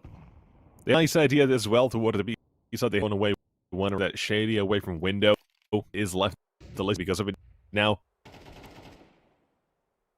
So, say only a little bit, and in Zera is holding from jungle. They've got laddered it. Comes collapsing down to PHR. Desert Eagle good for one. Prodigy out of a 5. Looking to make a reverse out of it. This is series ancient 13-6. So far, good. They know it themselves. Looking good.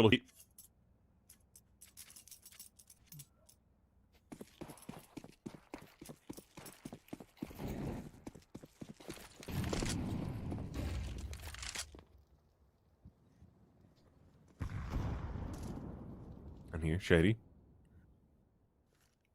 Make it also fun him in mid them shot in Illuminar's mid place. What, twice now? Twice times already? Changing things up completely out toward the palace instead, and now leaves his team.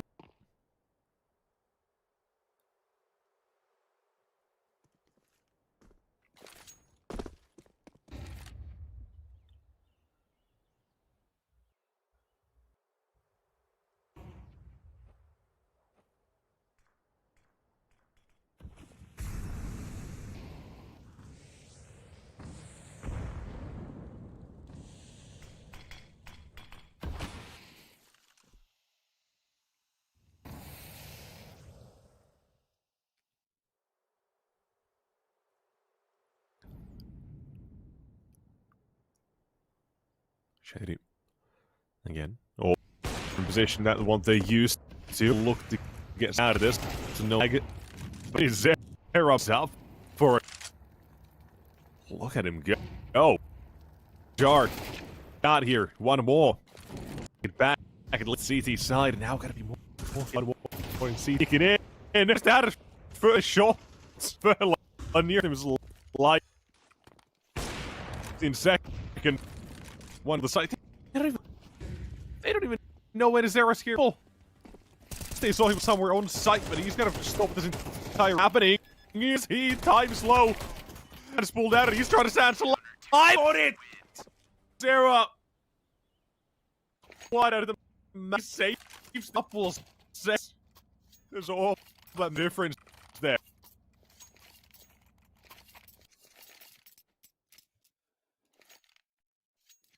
What a round.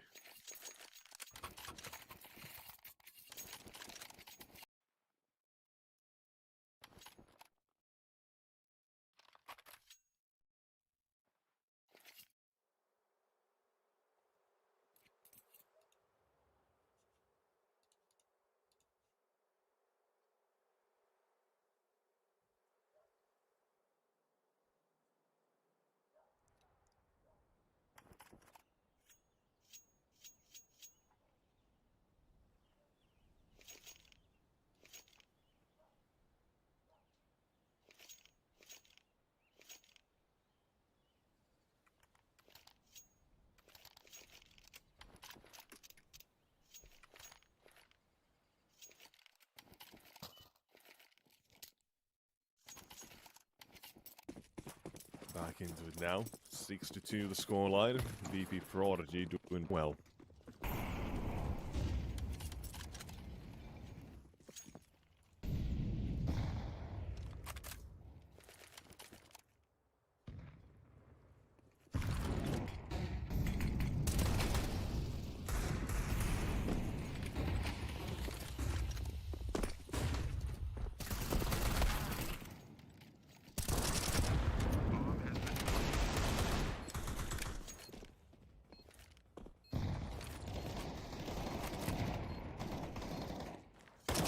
7 trains 4.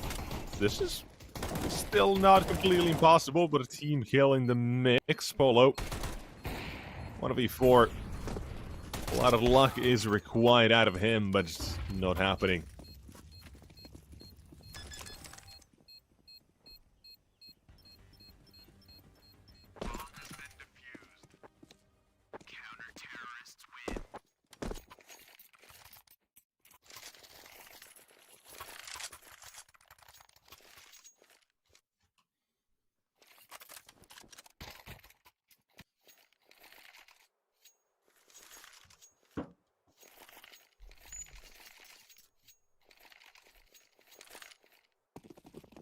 Seven-2. This team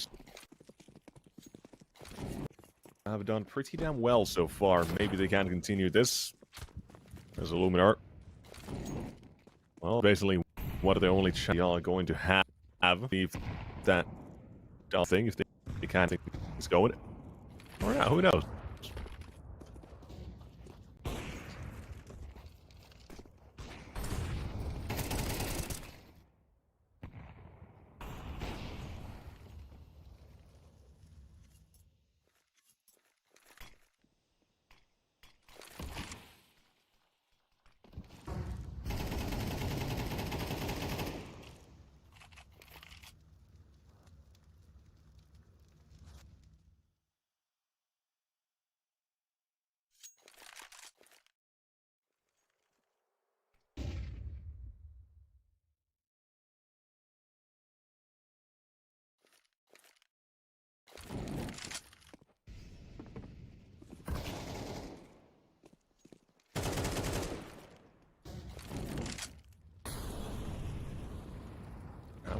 One being planted as well here. Hopefully things get a little bit better. Illuminar. Best chance they've had all game, essentially, to get a couple of rounds on the board. Though, and it's Zero. His position still a bit of an issue, but he doesn't seem to be making any moves out of this.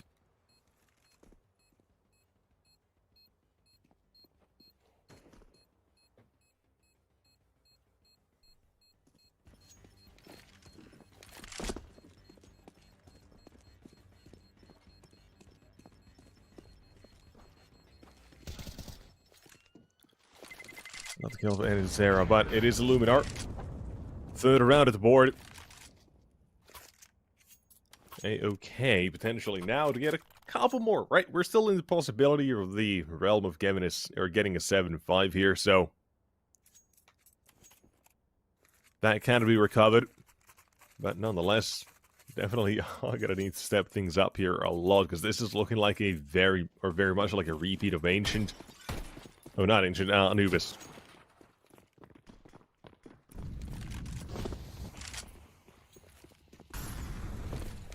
But we'll see.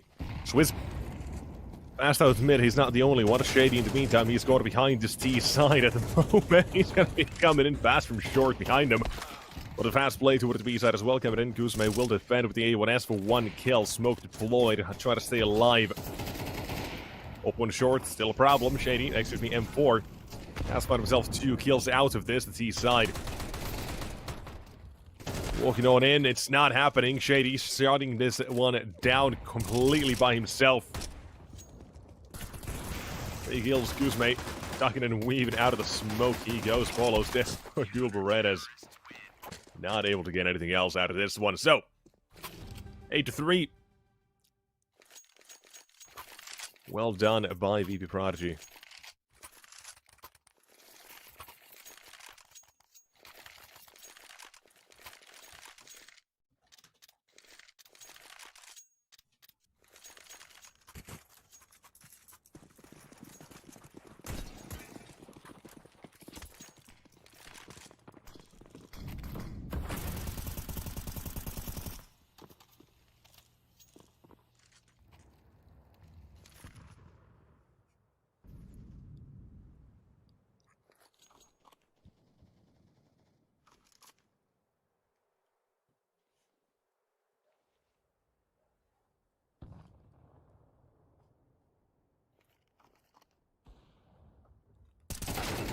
Opening by Polo. PHR follows up now. A side.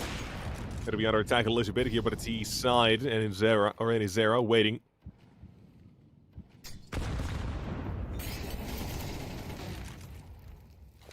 Who's there with another one? It's E side. Back to a 3v3. Minute still left on the clock. They've also got Polo all the way on the other side of the map at the moment. So Cloak basically alone toward the A side for the moment.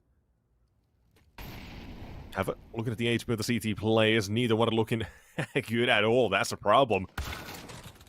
Loku finds one, finds the second. 8-4 at halftime. Illuminar do claw things back to at least some sort of manageable position. Not great, not terrible. But it definitely could have been a whole lot better still.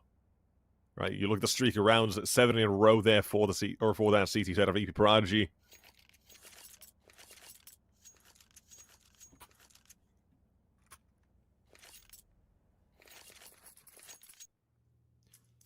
Now, 84 at halftime. Illuminar, if they still want to make this game, they will need to pick up this pistol, I would imagine. Otherwise, we've already had the examples of what Ancient and Anubis kind of looked like. So, I can only hope for the best here.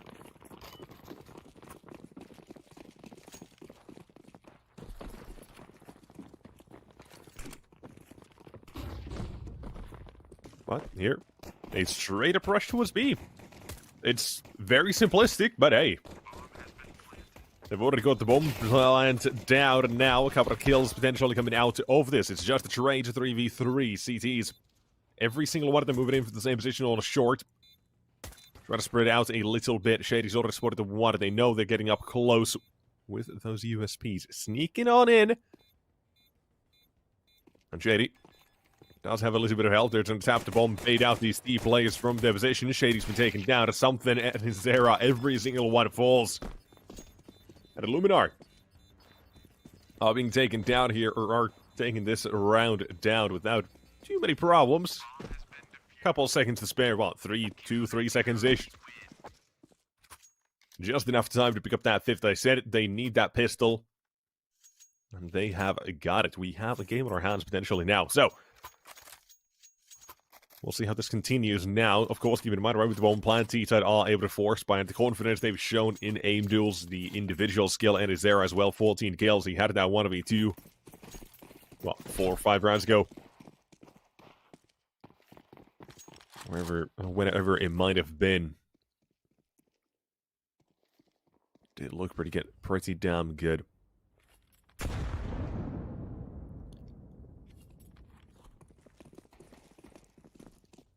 So not at all surprised to see the weapons back out of them. Utility might be an issue. I do like this for the CT side, however. Very much ready for this. They are going to be baiting and switching in for this. A 3-for-1 trade deal. Very happy with that when it starts this right off. Have a Shady. You find a bit of a free kill to PHR, just walking in behind him, but he's still left all alone. 8 health to his name.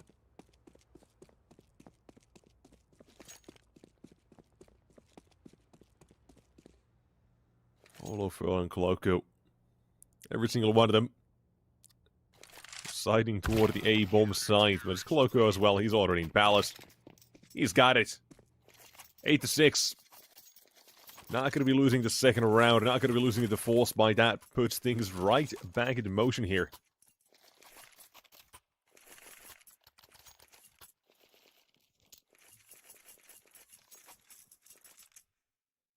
And wow, Swizz as well. 8 kills, also 8 assists. Pretty funny. The scoreboard on Illuminar in terms of frags, basically the complete opposite. Cloaku at 11, he's all the way at the bottom of this, over the leaderboard for that damage only. But, doesn't matter too much. As long as Illuminar kind of step things up overall as a team, I'm expecting to see them get things up a couple of notches here. Now, what are the B side? It's just them running and jumping out over the side. And it's Zera, hello, says bye-bye to 2 players. BHR, Berlin, both down. And here's Polo finding one of the M4, finding another potentially. Problem is, he's very much isolated, but he's still alive. How? How is he alive? I don't know. The Swizz is helping out massively. This round comes to an end. Illuminar, They barely stopped the bomb plant there as well. Criminal activities out of the CT side. They're well done.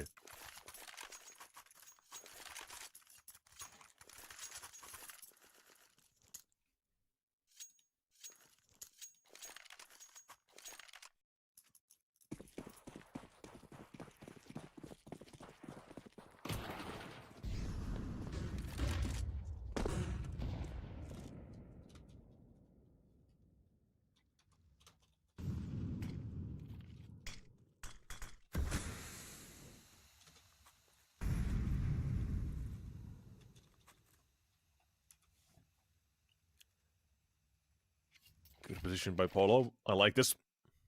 Very much aggressive CT side. They've got a good control in mid at the moment. So if Polo misses a shot here, even if he doesn't, the T side would just walk out with more than just something.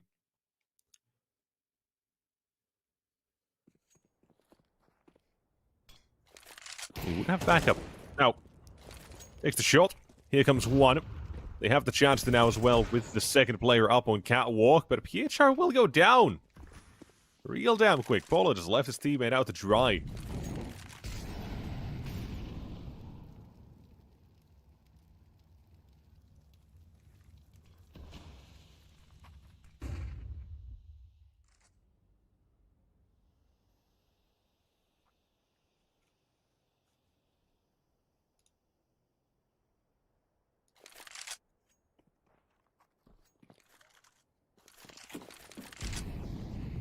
Was being out. They spotted one toward the side for a decent flashbang. Slows down the T's approach for a second or two. And now looking for a couple of duels, isolating them. But Anizera, quick for the trade. Ooh. Something. Spotted in jungle. Needs to fight his way out of this one. Needs to stop this play from hunting him. And his Swizz instead. Takes another one. Mad advantage taken by the CT. It's now with the Orb Polo. He's a nade Anizera. Has been phenomenal so far throughout the series, even here as well. Map 3, 17 kills. Trying to make that 18, 19, maybe even 20, but Shady as well. He's on the hunt for a couple of kills of his own. That's one.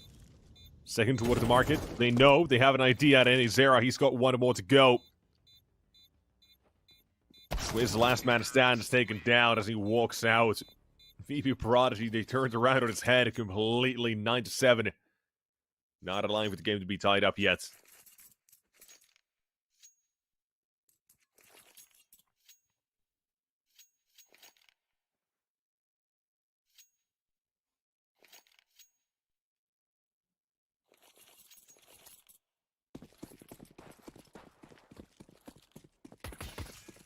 Ryan 7, CT side, not a single weapon bought into this round. Not even a decoy or flashbang, nothing.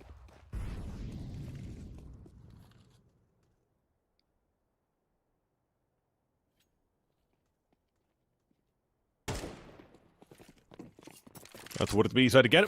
Couple players lead the charge. They've already spotted two. Mac 10 has dwindled them down to plenty enough, but PHR actually got a kill out of it with the USP.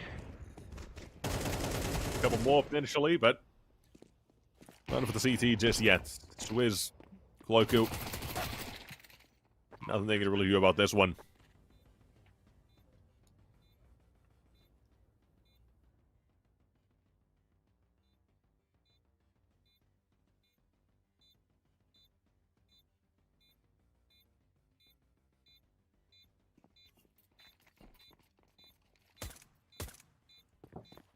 Nice.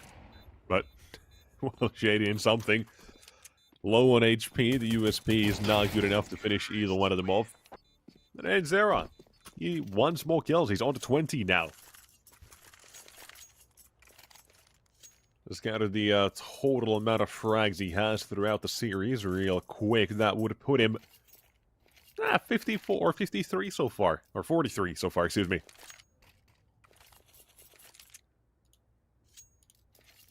Did have a fairly quiet Anubis, despite his team winning 13-5 on it. Only had 9 kills, so that puts him a little bit behind of the likes of Something and Shady so far. But overall, for the past couple of months, Anizera has been the man to look at. 1.21 rating. A pretty good ADR and a pretty solid of 83 as well. So he's definitely been pretty damn good.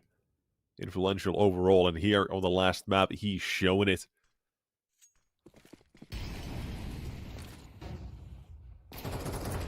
What else can he show? That's the question. B-side. Let's see.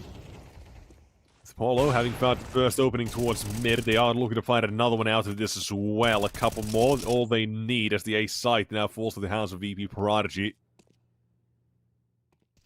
However, if my eyes don't deceive me, I believe the bomb is somewhere in mid, but not that it matters. Ferlin still cleans things up all the way on A, so we're not headed toward that side of the map anyways.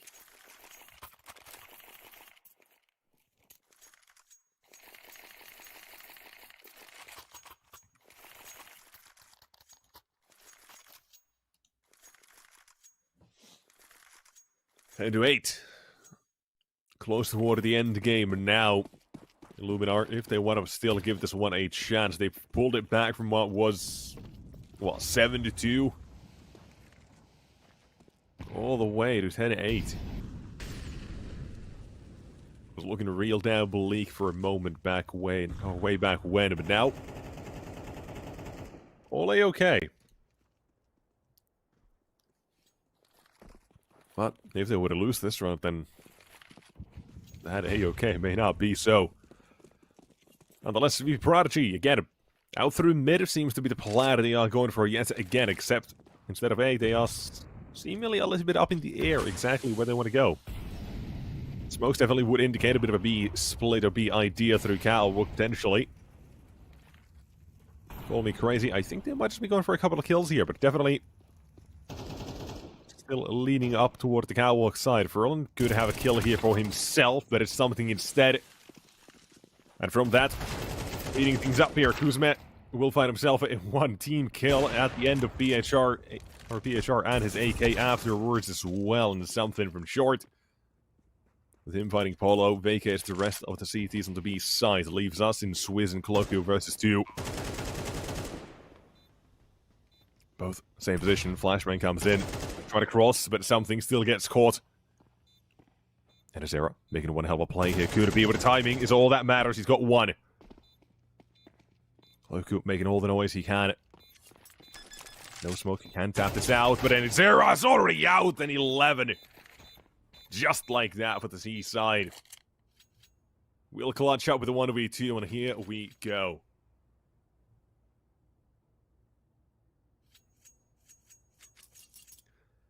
I said, if Illuminar don't win that round, it may not be A-okay. You can see that as well now reflected in the economy.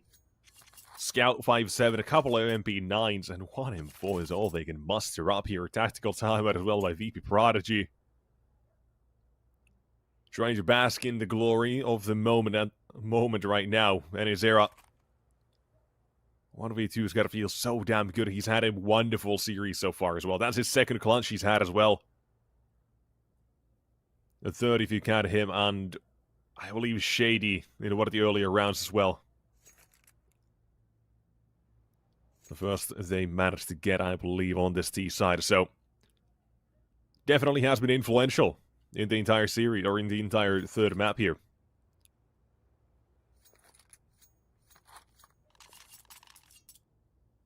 Mirage is the sort of map as well a player can just take over. So let's see, can that carry them over towards victory? Now 2 more rounds to go into VP Prodigy would secure themselves a ticket in the playoffs.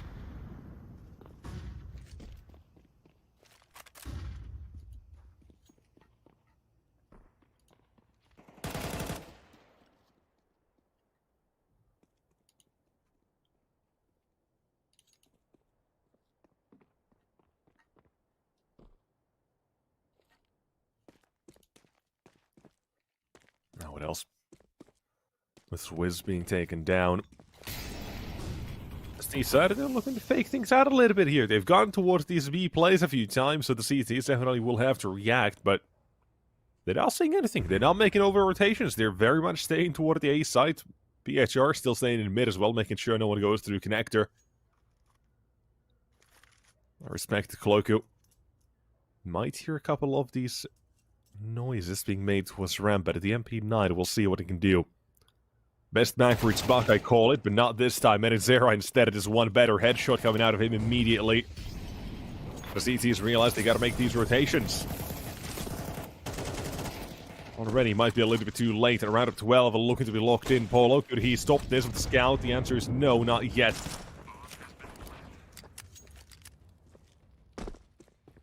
And Shady, with him finding one more this round, is called quits by the CTs. PHR and CT, decent smoke as well here. Should be able to stay alive for a couple moments longer. No one is going to be hunting him through jungle. He'll be fine.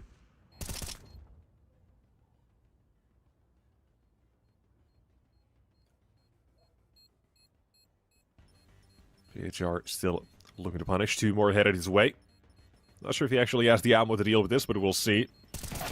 Fully reloaded. Doesn't even matter. 12-8 hits the scoreboard. One more casualty to the bomb, but it doesn't matter at this point. T side of VP Prodigy, they'll be fine with this round no matter what. And Illuminar, they had a wonderful start to the series, a 13-6 on Ancient. They looked amazing. They actually looked really impressive. But afterwards, hasn't been the exact same thing. Hasn't really been even half of that. Of course, all these notes or critiques, whatever you want to call them, it's not really going in depth or anything, but they got to be taken with a grain of salt, and that being the fact that Illuminar have been together for only 2 months. And we don't even seem to have the full roster as well. Usually, from what I'm seeing, Prism is there on Illuminar, but not right now. They're instead playing the Swizz. I'm not sure if this is a... or how long this has been going on for, or how long they're going to keep going with this. Not entirely sure. But nonetheless, something that you gotta keep in mind. We've done well, but seems like that might be coming to an end. The 2v5 that now turns to 2v4. VP Prodigy looking to secure the reverse sweep. Swizz, maybe the 5-7 could go crazy here. 3 players emerge from the smoke. Yeah, no. Everyone walk at the same time, and that is nightmare fuel for the CTs right there. Number 3 coming to a close. The scout can try, but Polo, only so much he can do.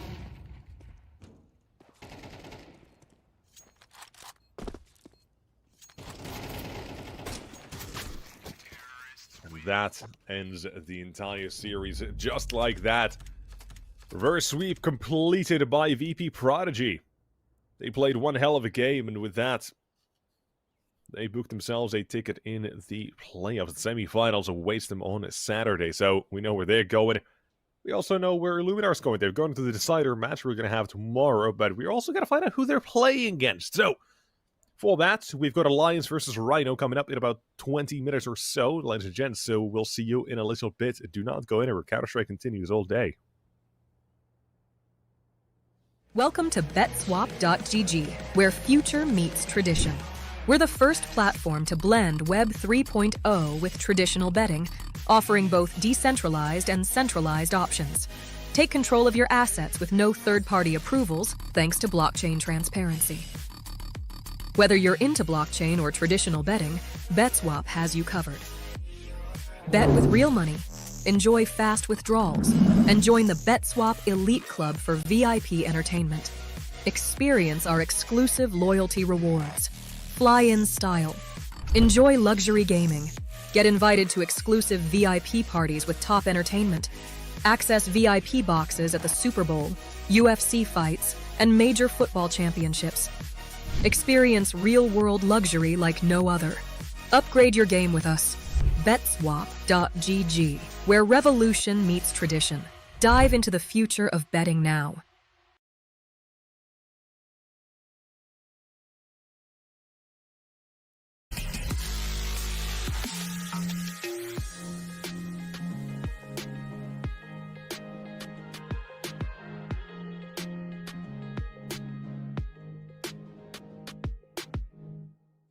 The night has come, it's cold and losing my control. Your light is gone, and lonely. darkness fill my soul.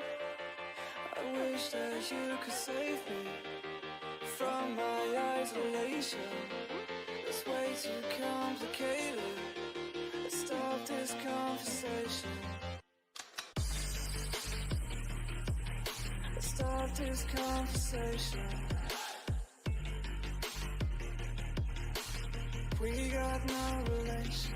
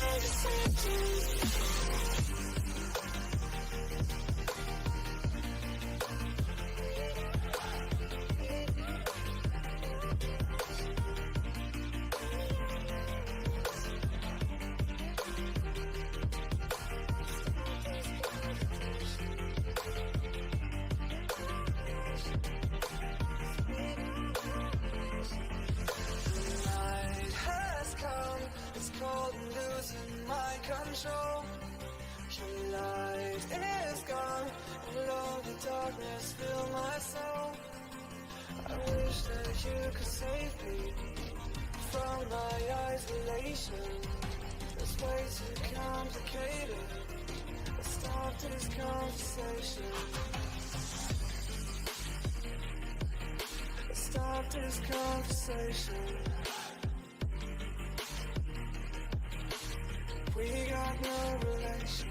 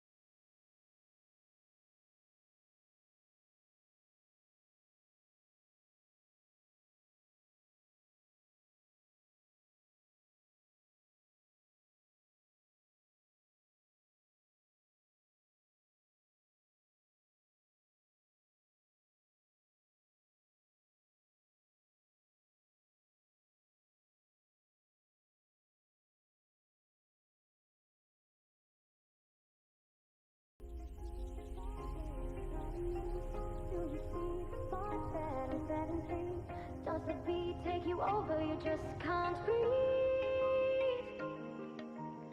Do you feel your bones start to shake? Do you feel the earthquake? Do you feel your bones start to shake? Do you feel the earthquake? Do you feel your bones start to shake? Do you feel the earthquake? Do you feel your bones start to shake? Do you feel the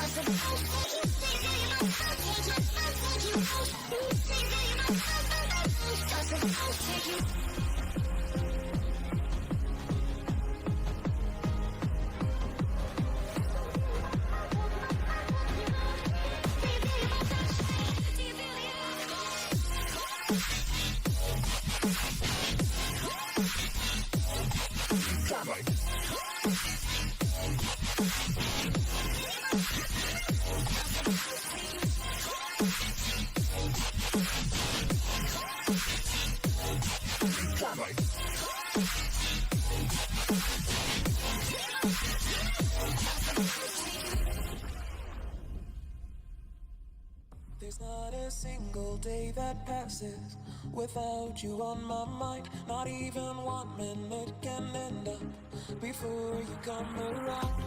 I yearn for the days when I see your face, beautiful me. I long for the time to hold me in your arms. Whoa. I wish that you were here to give me everything I want, but I know that life's unfair and we can't always have it all. I wish that you were here. I wish that you were here. I wish that you were here. I wish that you were here. I wish that you were here. I wish that you were here. I wish that you were here. I wish that you were here.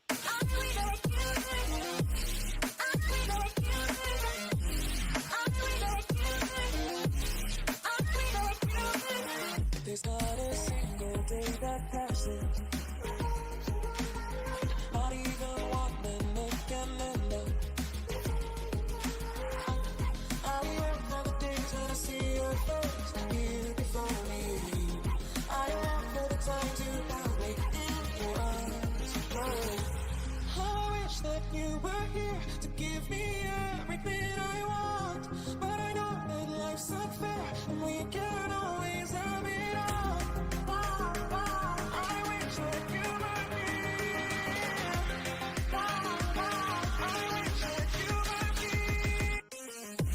I wish that you were here.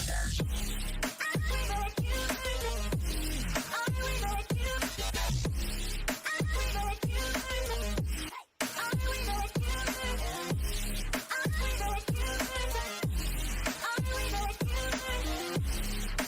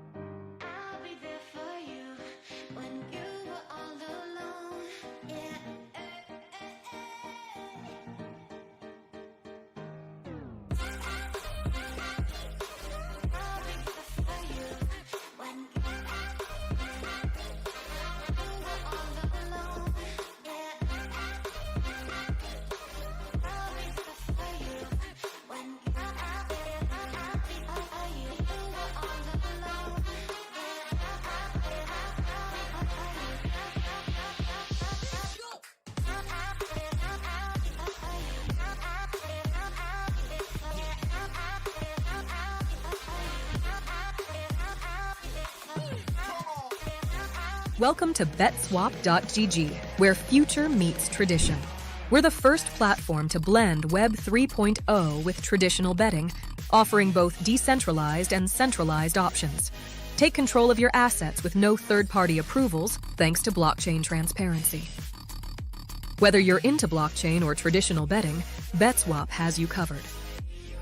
Bet with real money, enjoy fast withdrawals, and join the BetSwap Elite Club for VIP entertainment. Experience our exclusive loyalty rewards. Fly in style. Enjoy luxury gaming. Get invited to exclusive VIP parties with top entertainment. Access VIP boxes at the Super Bowl, UFC fights, and major football championships. Experience real-world luxury like no other. Upgrade your game with us. BetSwap.gg, where revolution meets tradition. Dive into the future of betting now.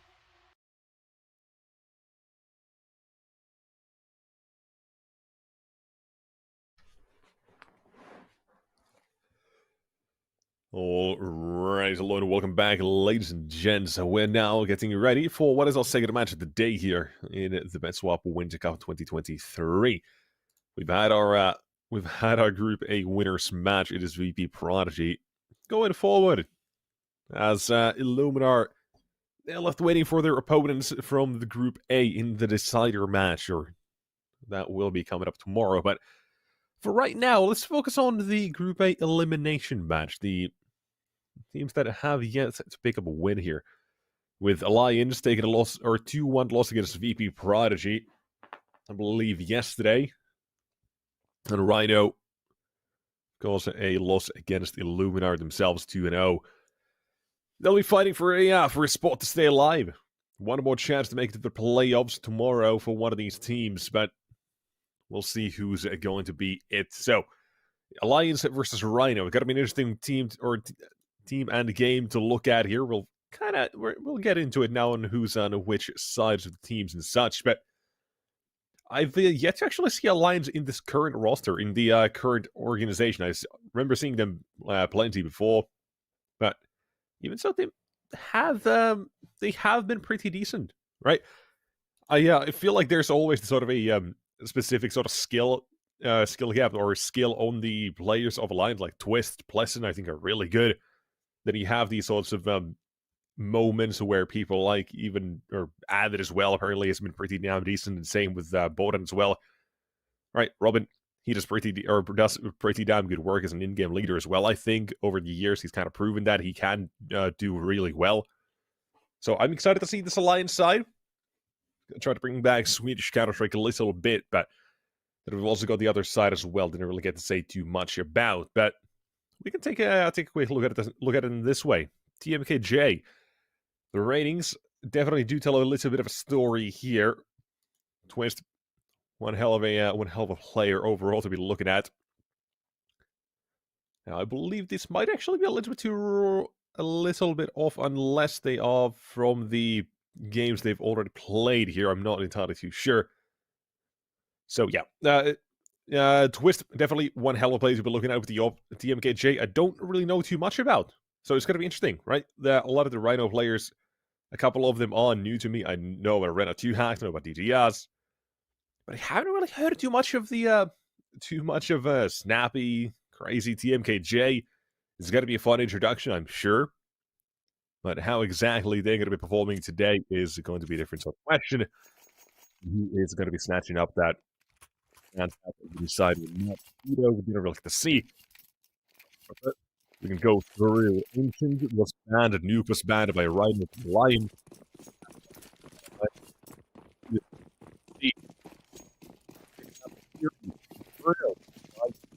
Lions and Overhas are a decider. So we know the maps. Let's see what we have here. Rhino slowing the way toward that A side of the map. Seeing how this is going to be going. Glocks looking for a couple of shots, a couple of headshots. Dings have been found, forcing a few players away from these fights. Twist still finds one out of it. With his teammate here, Avid will tap away.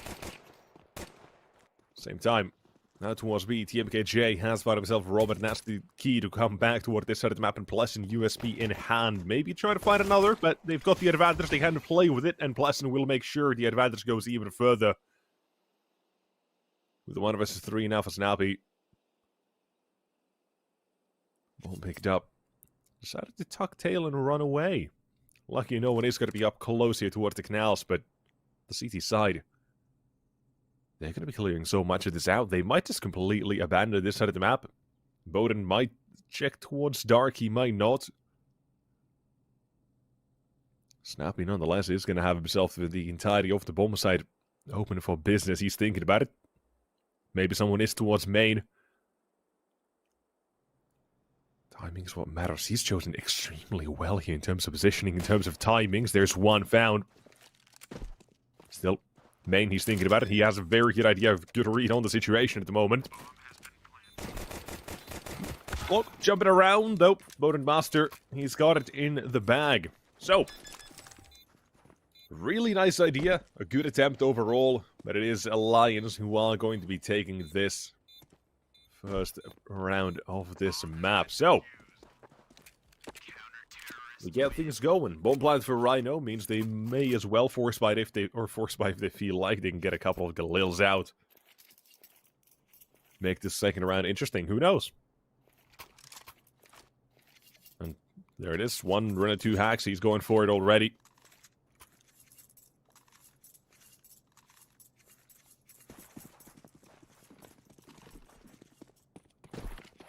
Weapons bought out, T side.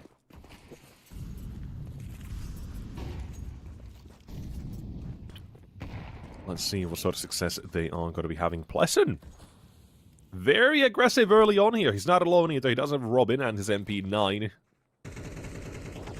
The old trusty right behind him. They've gotten such a good position early on as well. This could be really rough to get past.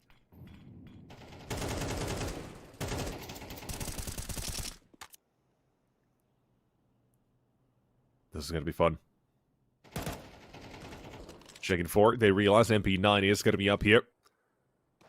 Second man, though, still a question mark. Pleasant playing this one extremely well to find the first one.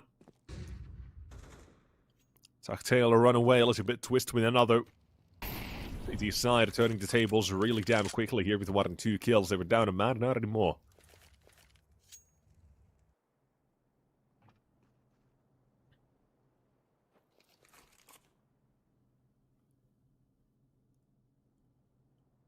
Pleasant again, looking to find the right timing. Surprise gets caught and twist with trade 1. A side, nonetheless, will be falling at the hands of the T's. Bomb goes down, can't do anything to stop that. 2 nades, 2 MP9s. Decide what you got here. Stop this retake from happening in order to get into position, have it in CT deep in heaven. Crazy, it's been spotted. Nades going out, trying to chase him away. Plenty of damage being done here. They're still thinking about it. They know they have to still be quick about this. Time is going to be off the essence. Another nade goes out, a little bit more chip damage. Bomb planted, now tap it once. TMKJ needs to swing here once at some point, but it's Bowden Master with the MP9 and Robin on the defuse. Alliance, second round of the board.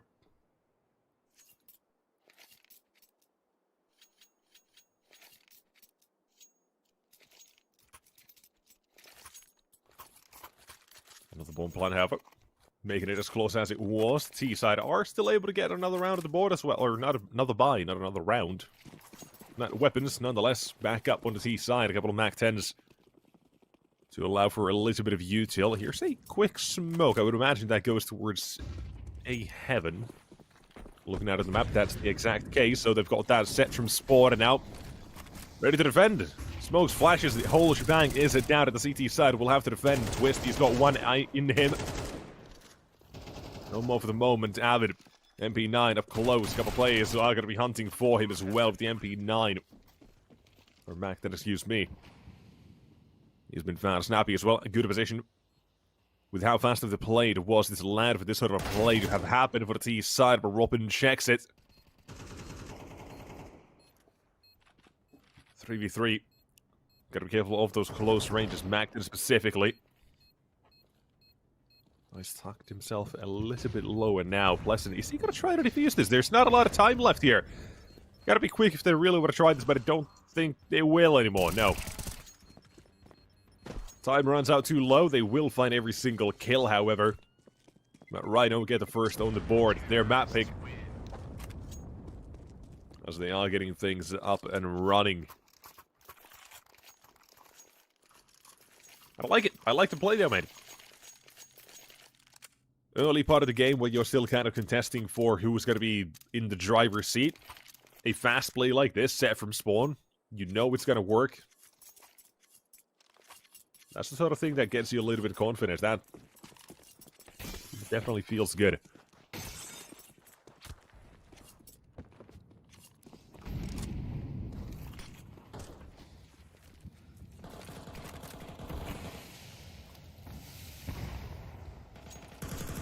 Got him gets run off.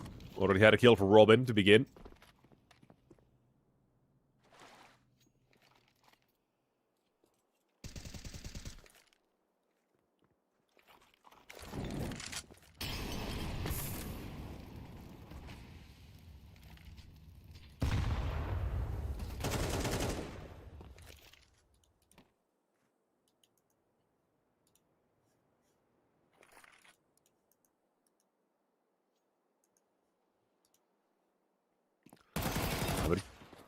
MB9 not finding a single kill yet, and Twist now. A little bit of trouble. Plenty of damage, but around 2 hacks. He stays alive, 17 health his name. As Rhino, they very quickly lock in the round of 2.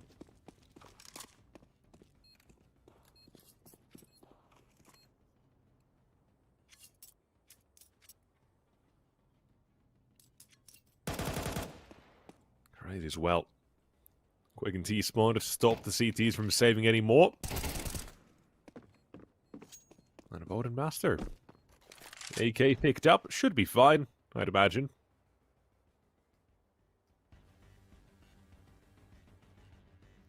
Or am I just imagining it? He does go swinging here. He might find a couple of players. One too many for him to handle here. AK does not get it, or not get saved. Not allowed. Scoreline tied up. CT side economy used up.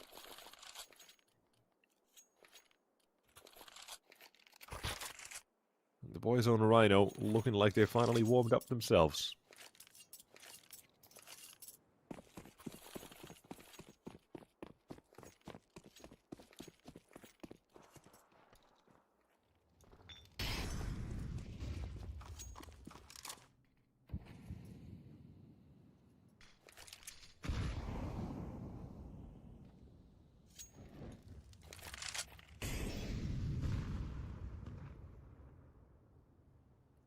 USPs and nothing else. 4-man stack in mid for Alliance, while a Rhino, they're going for a very, very basic sort of play here. They decided we're going out to B. No one is on B. Easy enough. Just plant the bomb. Round's over. However, doesn't mean crazy. Is going to be all that safe for himself. He's only going to ding down here. 1 kill found for him, but that's when he eventually expires at the same time. So now, let's see how many other kills can the CT side get. Doesn't seem like it's going to be too many, but well, Pleasant already got another one in there. However, no more. As we're in the 2 hacks confirms, 2 casualties for Rhino in the round. Or in the round. Definitely not the greatest, but not too bad. They can manage.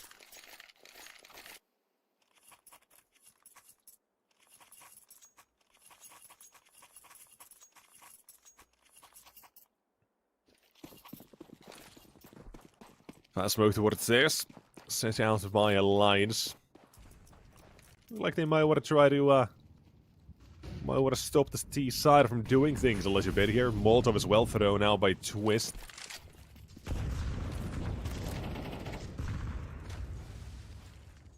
I like this. Nade as well for the T side. They were thinking maybe someone could be a little bit close. Molly will definitely confirm. whereabouts of some as the steps have been heard in the waters, but Master, he's found himself one with that AWP. Now, Avid, another kill coming out of his M4, but the play out toward the B side is working out pretty damn well. A team kill for Rhino 2 hacks, as he now leaves himself with a 1v3. Thinking platform is going to be cleared with that Molotov, and it is. No one else close by. Another Molotov, just in case. Being overly cautious over a couple of these positions, has been tagged a little bit as well. But he's now thinking of the main flank at the moment. And even if he does, probably not ready for 2. And Lions picking up a round of 3.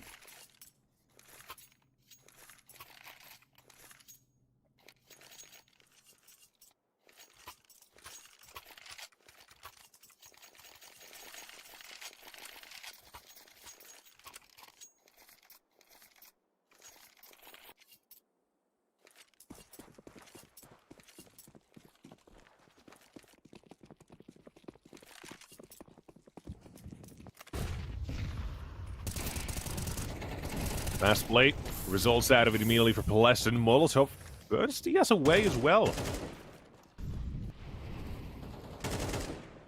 A lot of early util being used by Alliance, it seems. A couple of smokes, Molotovs, everything in between.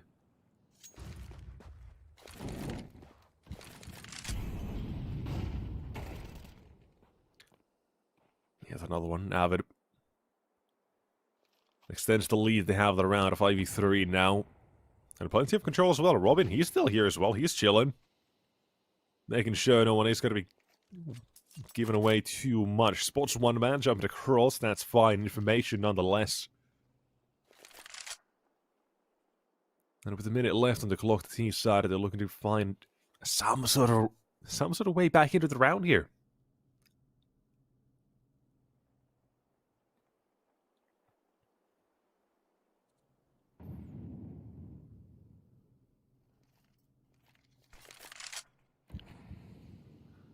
Smoke down, grouped up. The Steve side finally make the play as well, but that smoke completely deters him from this side of the map, so it seems like they are going for the save here. Yeah, 20 seconds, everyone's just chilling, going back to T-spawn.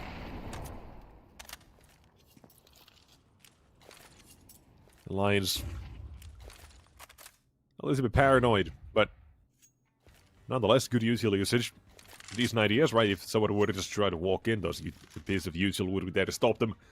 Or at least get it their way a little bit. But no. Rhino. 3-man save, so they are going to have weapons in the next round. Rhino 2 Hack and Snappy probably not going to be as well equipped, of course. But Mag-10s, Deagles, whatever they might go for, Tech 9. They'll be fine. Right? This is still a round they can't make work, right? The way they got their first out of the board as well, that fast A play, something like that could go with, or could be done again here, but alright, big problem is they have an AWP. You know, something along those lines at least, right? Get things going. Go for a set play here, if they have that util. Maybe that could be it here. And it seems like that is the idea they have. Plesson and Robin have it. They do trade out quickly towards the canals, a 2v3. Or 2-for-1 trade, and there's another one, trading back and forth again. Into the smoke, Plesson will probe through. As the round very quickly does come to a close with Crazy and 1v3, Mag-10 in hand.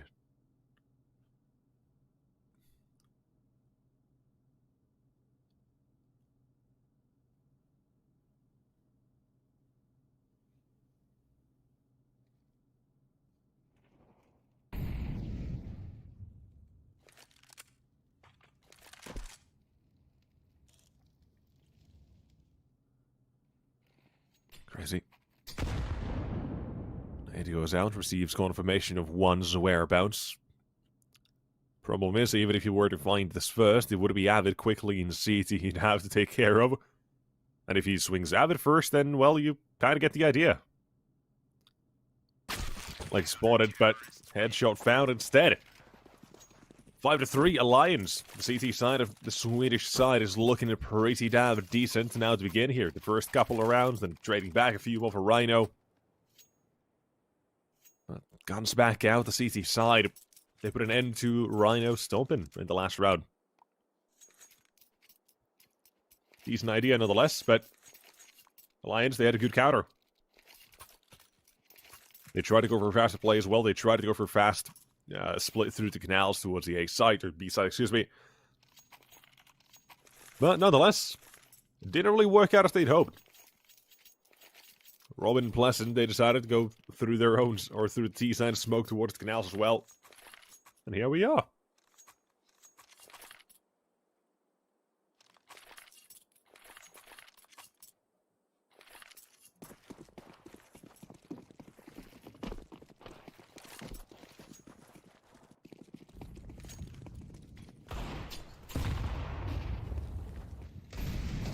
Nate again, looking for early canals duels. He's trying to find something. It's Pleasant who finds an entry. Dropping down into safety. The waiting arms of Robin, who's watching the entire time, making sure nothing else is coming out of the T-Sign's hands. Again, they're very quick to throw the canal stair smoke as well, to stop the T-Side from getting any sort of early position. And Robin, he just feels really confident with that smoke down, to keep watching the canals as much as he wants to. And they know when the time is up. They know when they have to walk away from there. So Pleasant, he dropped down. They grouped up, but everything's A-okay.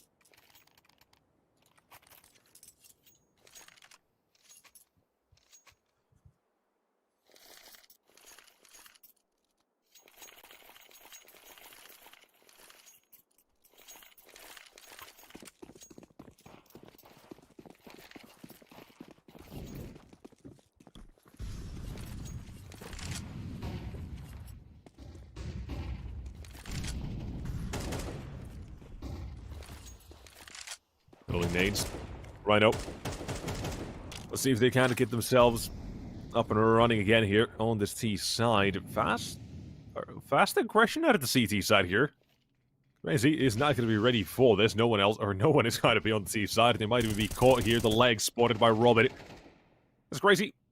Realizes, wait a minute, I think that might have come from my left a little bit here. So, this teammate being taken down. There's now going to be a couple of troubles, issues they will have to take care of. Crazy. Still needs to be cautious with this. Nade comes.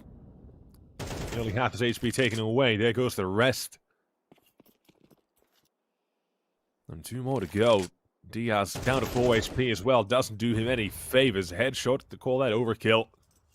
The MKJ, 1v4, has the bomb at least to work with, but needs a whole lot more than just that bomb. He needs headshots, needs kills, but he can't get even one here. As the Alliance side now, 5 in a row. Real damn good. Real damn sharp out of them.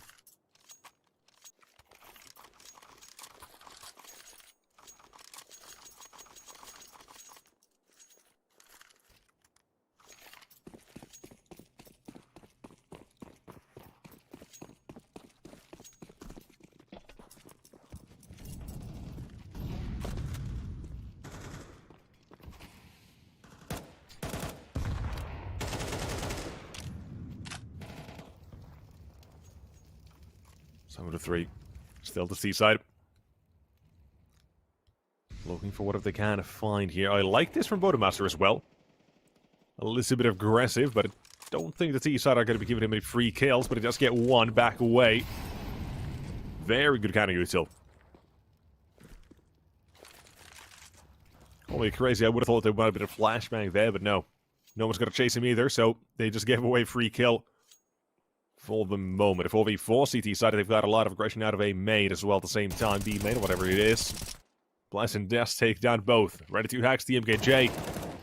And a couple more needed out of it. That's a little off angle for him as well, and crazy last man stands. Nade flashbang being bullied out of the round. Well done.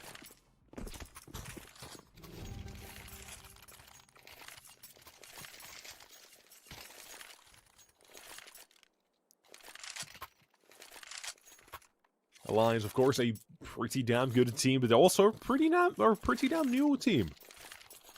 Been playing since around September. They started off as 4160 ISK, or what the name was, right? Bit of a weird one. Still not entirely sure what that was, but right, they did really well in the qualifier. Alliance was looking for a team around the same time, or had been for a while. The Swedish came along, and they've been playing fairly okay since.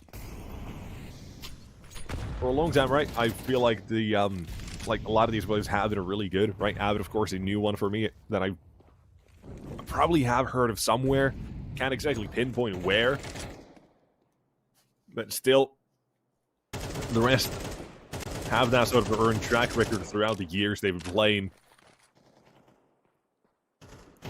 All if you feel like deserve a whole lot more. Feels good to see them playing well. Here, have it. They get snapped in half. 8-4 at halftime, however, still. Pretty damn good for Alliance. A great run for Rhino as well to bring it back at the end of here. At the end of the round here, half. End of the half, there we go. Right, a triple kill for Snappy, 2 for round 2 hacks. Did it pretty damn well there. So, it's manageable. It's not great by any means. But the second half is still up in the air.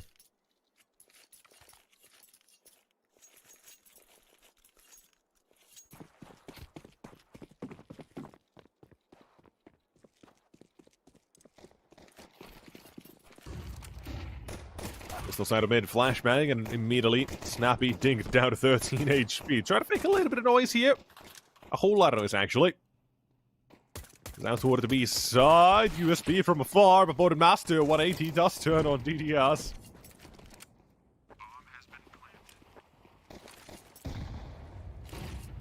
Couple of flashbangs to each side. Ready to give them a couple of fights themselves, and shutting down to the play towards the cave. Avid, a couple of kills for him, Twist with another one. Now as one man stands is too much of a hurdle to overcome Twist. Alliance picking up a round of 9.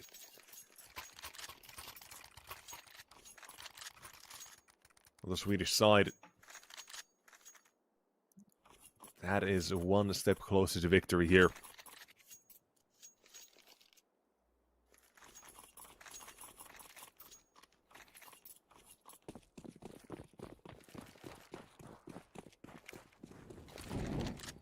That's Molly. Interesting. Well, I can see the thought process nonetheless behind the Molotov. So,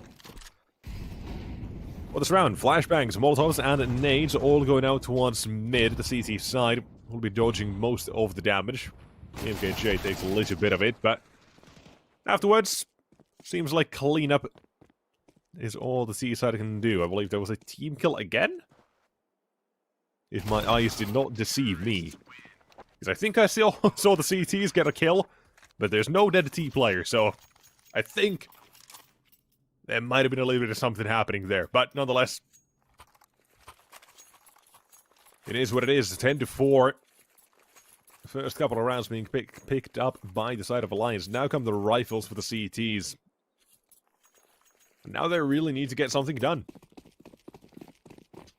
Rhino, this is, for those unaware, their map pick. Anubis picked by Rhino. Inferno picked by Alliance, and Overpass a decider if we need one. If it comes to it. Good start with the util, but Master down to 24 HP. However, he's only got a max in anyways. It's not the biggest and the baddest loss of them all.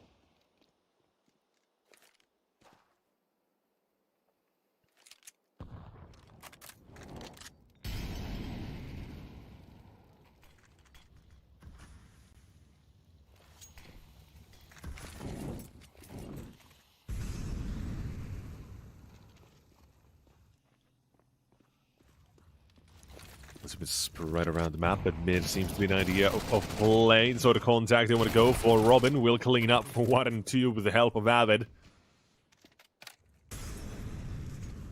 There's a bit of assistance here towards Cave. Pleasant taken down. Diaz, important heal to find. Had that position been lost the entire round, could have come collapsing down as well. Same time, Crazy with the third one. Or second one. Out of mid. Master, he's already snuck up, and there's no clue about this. Here's all the steps, and there's not going to be none the wiser, but Crazy still turns right on time at a 2v2 now. 30 seconds. Twist and Avid needs to start thinking about this one. Exactly how they want to approach. It is built back toward the A side. Crazy. Could win the entire round basically with that Molotov he has. And all he has to do is wait a couple of seconds. The T side will overlook some angles, and this could be one of them. Trying to plant a bomb. He can stop it and will do so. Easy enough. Round comes to a close right after the time as well.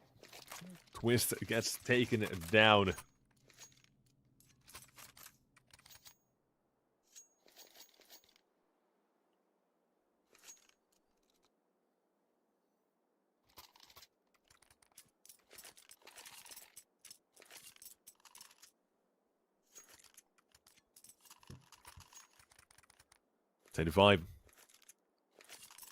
Timeout for Rhino now. Want to make sure they're all getting ready for what is to come. There's still got to be weapons on that T side or everyone besides Twist, and I mean even he's probably going to get a Mac 10, or if he's feeling a little show-offish, maybe a Desert Eagle. There you go. He's feeling stylish today. Lions, let's see if this is a round they can convert back. Because if so, right, the CT Academy already speaks for itself. If they were to lose this round, how much trouble they would be in.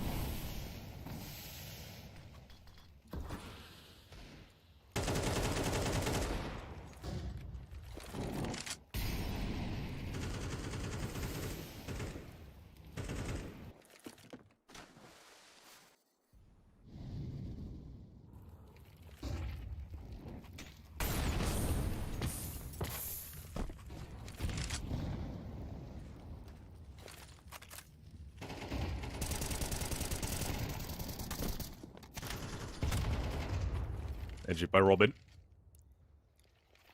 One kill found from Dark there. Gotta try to chase him away a little bit, but here comes the help of Twisted Eagle. He's missing a couple of important shots.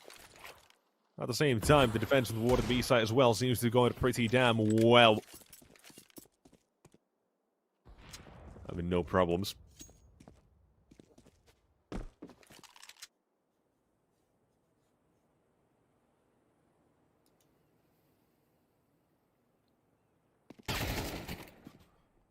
DMKJ. The kill. One more for Avid, however, now to bring it back. Could be too doable. Twist, still no weapon. Oh, no rifle. Doesn't matter too much. We'll find out. Gets a tag, spots both. Avid immediately does start to move away. How does he play the clutch with a flashbang to his name? Bomb plant is a little bit open. This could be actually trip up the CT side a little bit here. If he gets the first one, unsure where Avid might have positioned himself. This could go well. Molotov goes out, however, that is going to burn him. Well done. Good positioning. Good placement of the Molotov, and here we are. Rhino. Round up a 6 being picked up here.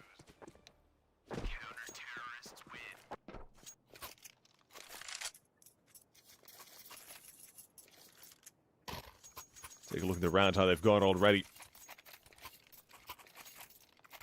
8-4 at halftime, now trading back a couple of rounds.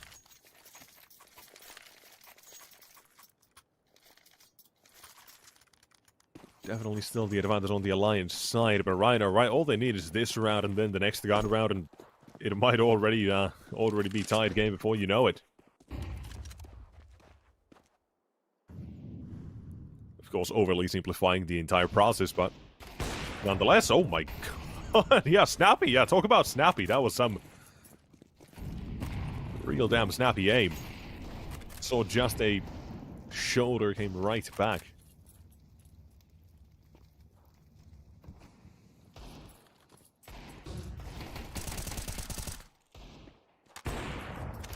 Good flash. Good second kill out of the AWP as well to cover afterwards. The pistols for Alliance. Not expecting too much out of them. Maybe a couple of kills again. Right, so far today, even in the first match we haven't... A lot of these sorts of rounds have still gotten at least like 1 or 2 kills. So... Haven't seen those crazy upset sort of rounds with the pistols. Haven't seen those weird shenanigans. But a couple of kills definitely would be nice to see. But of course, for the side of Rhino, with the economy, the situation they're in, they don't want to lose anyone, right? That's their own thought process at the moment, and it doesn't seem like they will be losing anyone. So, no, I spoke too soon. They lose one. They collect the AWP back, no problem. Only losing it, I believe, an M4 or an AK doesn't matter too much.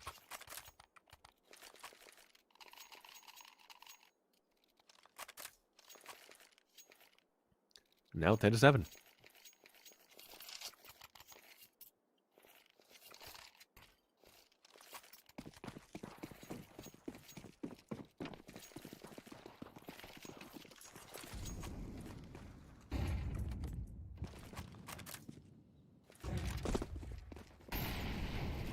Early play, Molly falls a little bit short, maybe.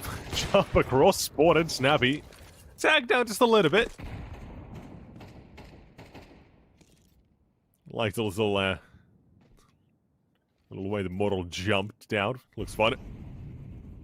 It looks a little bit dumb, but in a fun way. Here, crazy. MP9 to find twist.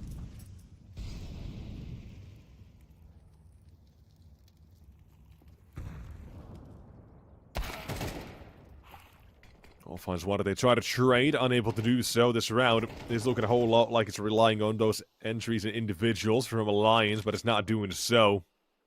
They're not getting what they want.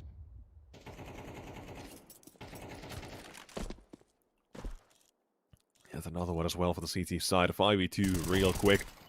Rhino. Well, was a bit of a rough start.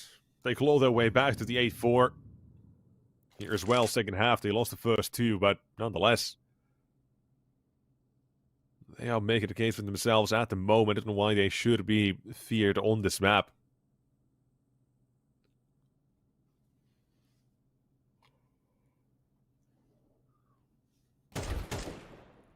Nice shots from Pleasant.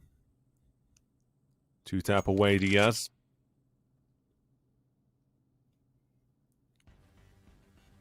Whereas he was also known under a different alias, Deagle Diaz.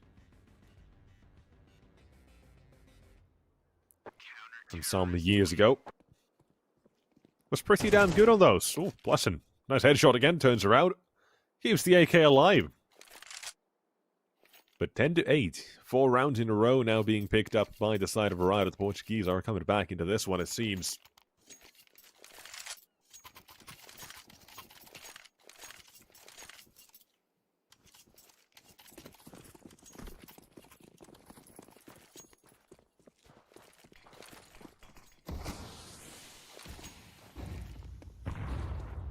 So, what's next? Couple of pistols. They've got the loss bonus building up, so they're able to force out about $1,000.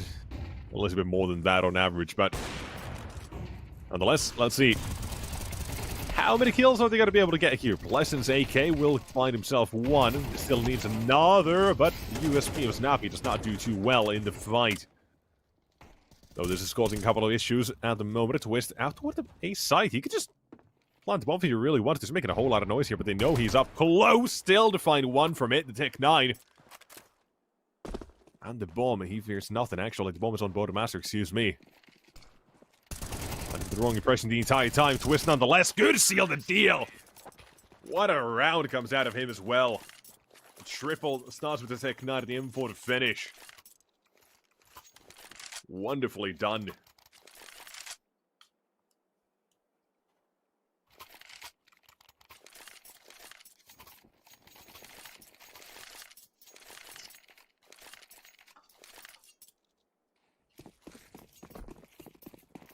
And here we go. Round 11 picked up for Alliance. Out of nowhere, Pleasant, 2 kills with the AK in mid, helps out plenty there as well. Rhino, they got caught up a little bit in the pace of it all. The speed of the attack. Now, what's next? Snappy already being lost to the Aegis. Avid takes him down.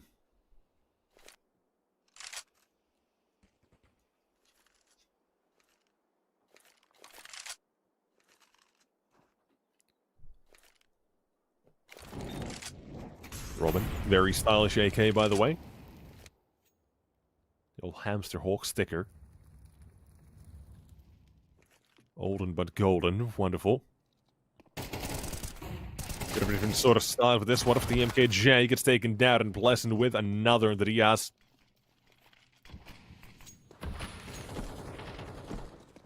Seemingly, that's enough for Rhino to call it quits on this round as well. Round 2 hacks, he does find Pleasant, yes, but there's no other way in. There's no actual relative approach, and there's Spotted Master as well. He finds one more for himself. The Hoppers post up for the duel here. Both know, or at least one of them knows what the other one is. The second one is waiting for the best chance he could. Weirdly enough, Crazy chose the USP in that fight.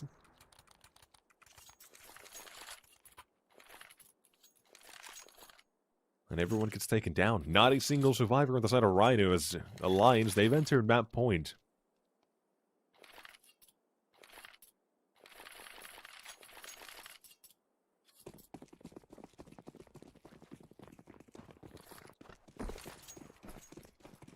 So, let's see. How's this continuing? Rhino.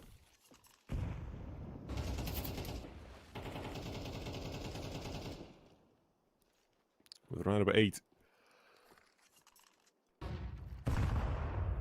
A bit of a comeback had been made. It was 4 rounds in a row they picked up. Then came the half-buy eco save round. With a saved AK eco. Half-buy, yeah, it was weird. That as well for round 2 hacks. A couple of fragments inside of him now. HE grenade definitely feels a little bit bad for him. But a 3v3 now is Crazy, Snappy, Roobet, and Avid all getting involved in the action. Taking the advantage back in toward the CT's or T side's favor. Alliance only need 2 more kills to finish off this entire map. Maybe some who haven't been keeping up with Counter-Strike. We've changed up how the game works now in the CS2. First to 13, not 16 anymore. TMKJ, gotta be careful with that Desert Eagle. He's got 1. Turn around, ammunition's low. AK picked up, bomb dropped in the smoke. Now they're in a 1v2. Has the time to wait around if he really wants to. The bomb might actually just be able to be picked up. I'm not too sure. It's gotta be tough, but he has it. Quick to turn around. CT's all gonna start to realize really quickly. Wait a minute.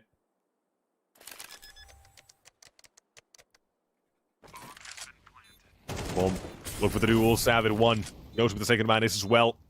From the earlier positions, but it's Snappy coming in for the kill. Making sure Rhino's not going to be done yet. They will continue with the Portuguese on to round number 9.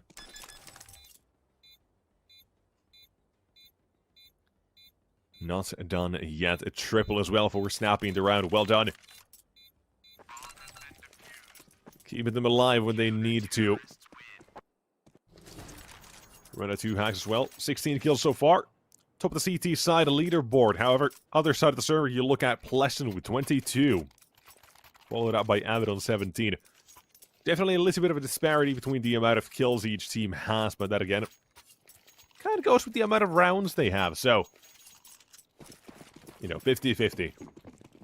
Or, you know, yeah, kind of happened, expected it.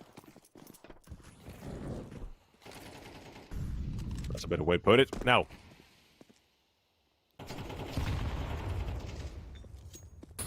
what is next?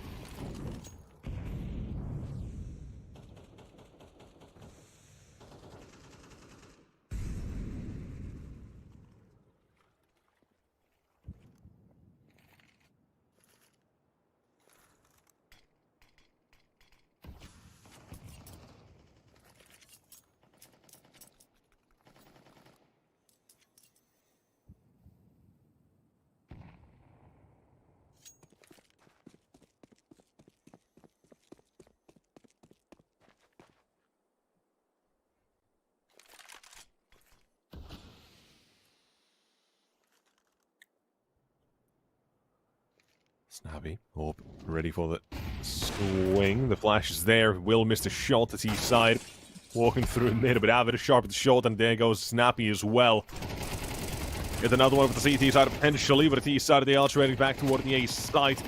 Put themselves into position, and Diaz, last matter stands, is trying plenty to find something out of this. The nades go out, but it's Blessing to finish the job. 24 kills for the man himself. Does really damn well overall, and that ends map number 1. Anubis goes the way of Alliance. They steal it from Rhino's hands and into Inferno next. Alliance, is the 2-0 waiting for them? I don't know, but you stick around and find out. Welcome to BetSwap.gg, where future meets tradition. We're the first platform to blend Web 3.0 with traditional betting, offering both decentralized and centralized options. Take control of your assets with no third-party approvals, thanks to blockchain transparency. Whether you're into blockchain or traditional betting, BetSwap has you covered. Bet with real money, enjoy fast withdrawals, and join the BetSwap Elite Club for VIP entertainment. Experience our exclusive loyalty rewards. Fly in style. Enjoy luxury gaming. Get invited to exclusive VIP parties with top entertainment. Access VIP boxes at the Super Bowl, UFC fights, and major football championships. Experience real-world luxury like no other. Upgrade your game with us. BetSwap.gg, where revolution meets tradition. Dive into the future of betting now.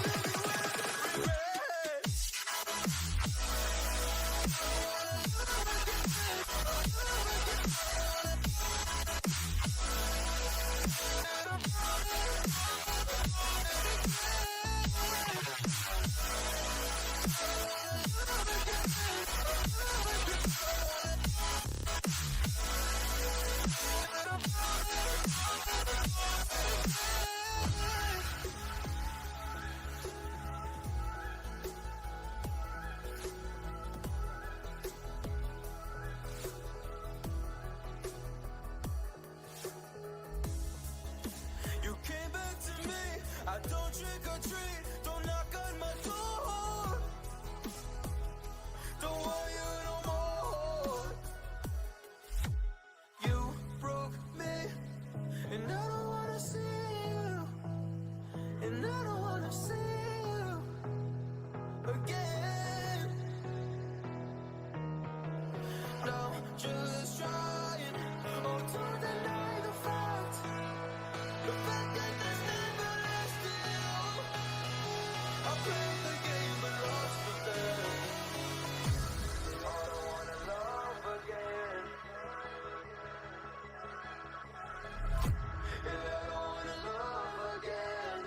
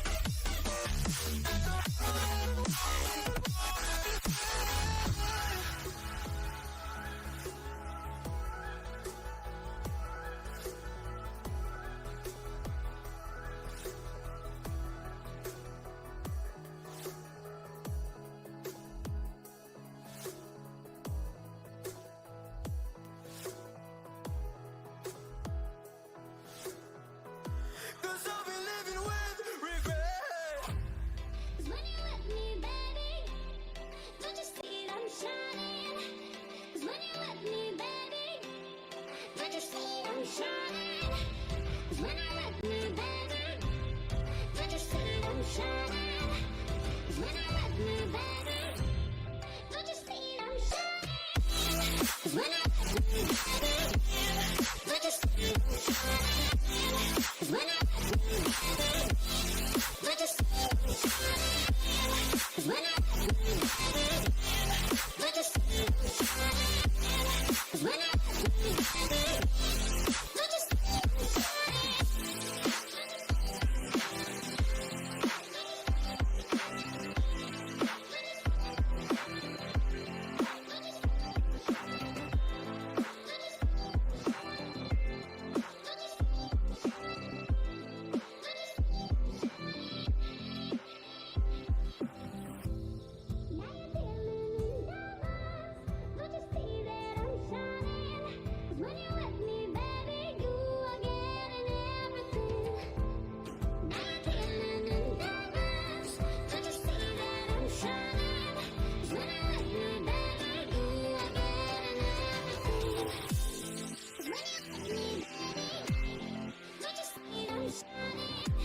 Cause when I let me, baby,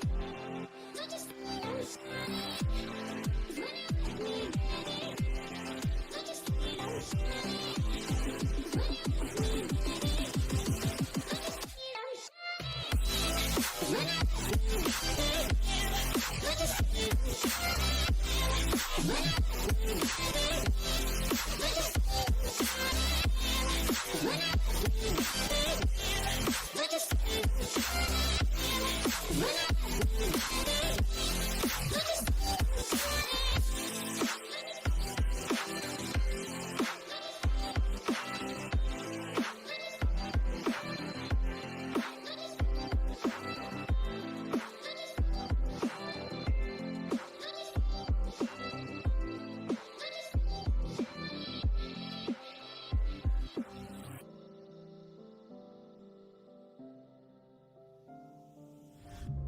When you feel the world is over,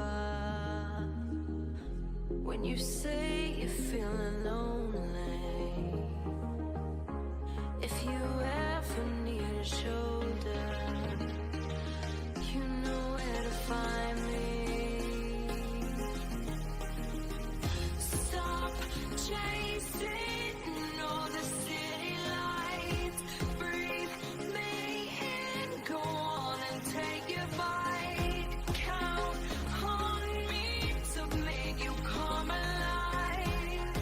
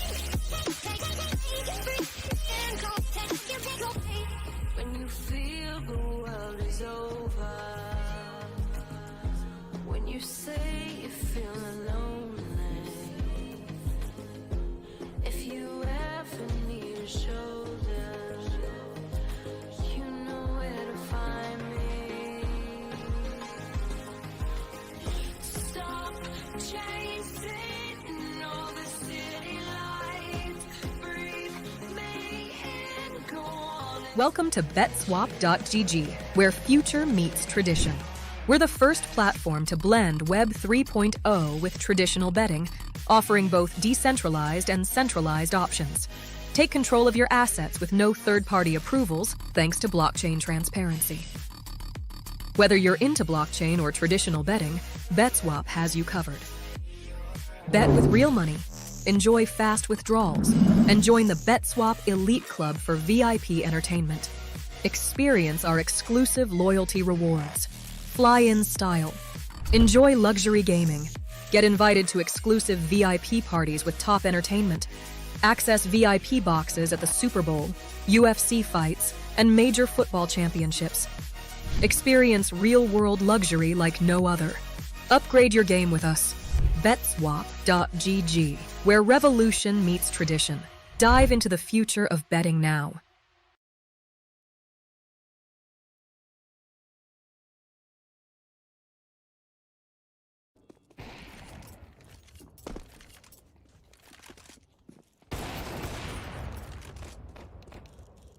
All right, ladies and gents, welcome back as map number 2 is getting getting ready right before our eyes.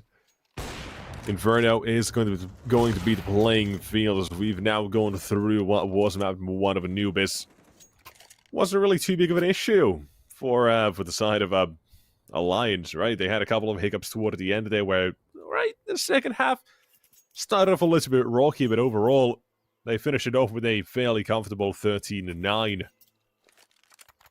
And now we'll see exactly how map number 2, how Inferno is going to be going for them.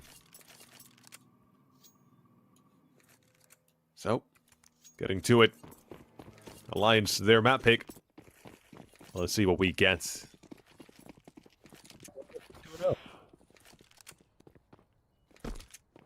Real possibility, we're starting off. We're off talking with them. That's a good place. No. Would be nice, slow and steady. I have decoy flash. That's what I think that was, but now it is causing confusion a little bit with the CT side of the Omega. Joining Diaz and DMKJ on the map. Smoke going down to the CT side as well. Now ready for the play to be made. DMKJ, he delivers on the first, second coming out of his USP. Now a couple more T plays that need to be taken care of. They seem to be all being taken down one at a time. We can't count them out, not yet while Pleasant is alive specifically. Map 1, a near monster performance from him. Here, him and Robin. 2v3, surrounded on all sides. No easy way to get out of this. One more is all they need. That's Robin, last man standing back quad. We'll find 1 or 2 more to go. It's doable, 30 seconds. He's got plenty of time to work this one out here, and he's got another now. On for the third as well. He's holding for it, waiting, and Robin will take them all. One hell of a way to start off map number 2. A quick 1v3 in the pistol. Easy.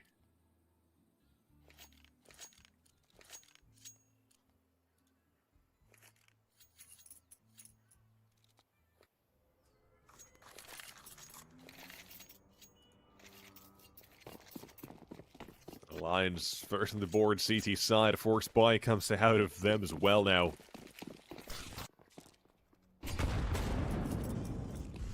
Scout out on Snappy, already down to 5 HP though. Does not help.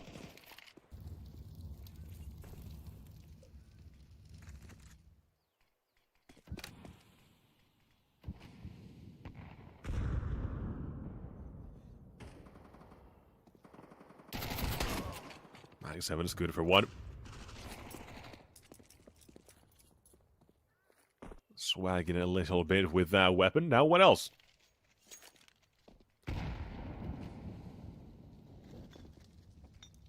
Toward the B side, flashbangs, Molotovs. Try to force the CT side away a little bit, make them uncomfortable with these fights, and that seems to be the case at the moment. Though Twist just as uncomfortable, apparently. Bursting away slowly with the Mag-10 is not the preferred way of approach. However, this round still has given us a fair bit of the troubles and Latitude hack. That's a little bit too much. The IKEA build a gun, it does not work. Takes a couple seconds too long to pull out the CZ75. As a second round is going to be found as well now. So, definitely a couple of casualties. Could have been smoother. But for the force buy for the CT side, it's not all that bad, right? Getting 3 kills out of it. Of course, I would have preferred to win the round. Have a better luck next time is all I can say.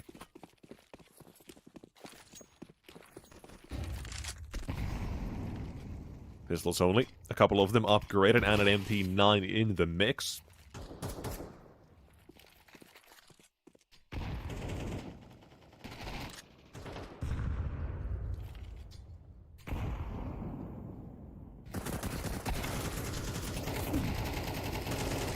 Actually, finding a Robin out of the smoke, allowing BO3 to barely escape.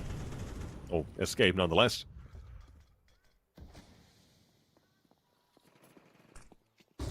Have it pleasant and twist. Keep it in mind, this is essentially just an eco for the CT side. They've got an MP9, a couple of upgraded pistols. No one really has armor, except for the MP9, right? But even so.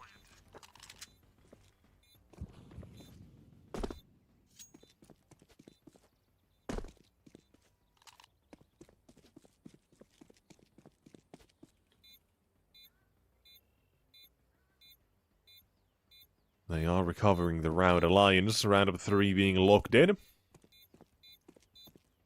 Though it doesn't mean there won't be any more casualties. If they were to exit CT, there's both Crazy and Red2 hacks. Interesting little angle, but wow. Just wow, okay. Alvid takes them both down, he's doing well.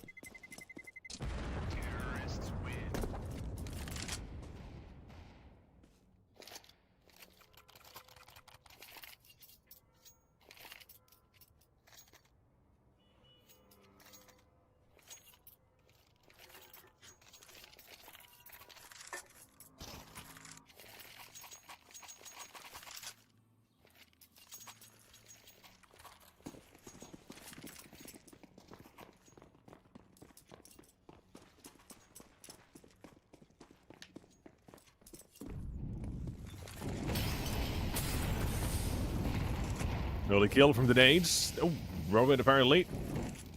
Yeah, gets taken down, drops some martyrdom. There goes Avid. Far from an ideal start. Pleasant will trade back 1. That's not much still. Better than nothing, but they are hitting a brick wall on the A site as well, with BO3 being taken out of the apartments.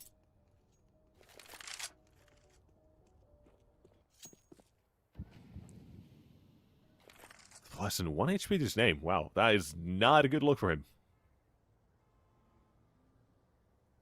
Although, I wouldn't really say he's completely out of it, right? We saw some crispy headshots out of him on map number 1 already, so hey. I'm up for more shenanigans.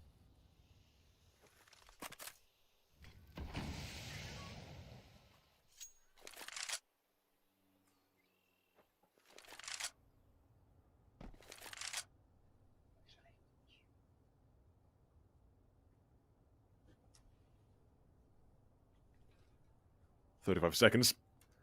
Still thinking if they should be going for this. They're definitely hoping the CT side would be giving them a little bit of something to work with here.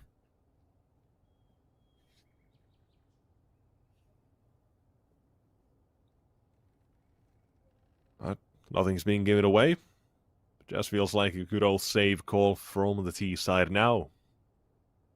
That's alright. We're seeing Rhino on the board here, and that's what they need. Keep in mind as well, they lost their own map pick of Anubis. So for Alliance, they're basically, what, yeah, 10 rounds away from taking the entire series. Getting themselves one more chance at the playoff spot.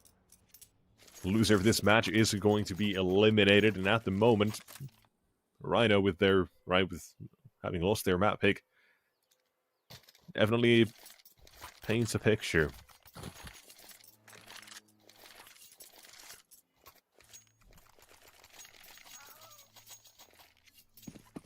That's going to continue now. We'll see. CT side. They started off the last round a little bit lucky, I'll say, with the with Robin, right, martyrdoming his teammates. after his own demise, but nonetheless, different round, different sort of game again, a little bit so. But of course, Inferno, banana control is basically key for the entire map, so you kind of know what to expect in some of these cases.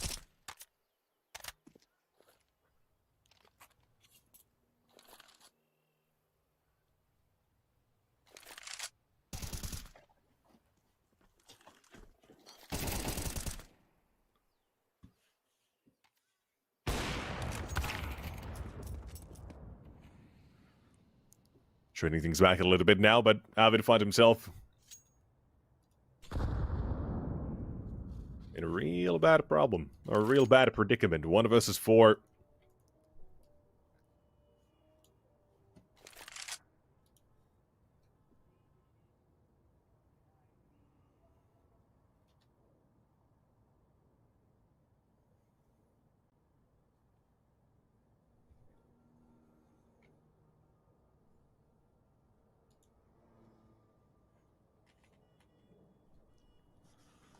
Rhino. Not just the first, but now the second as well. 2 in a row. Wonderful start coming out of the CT side here now.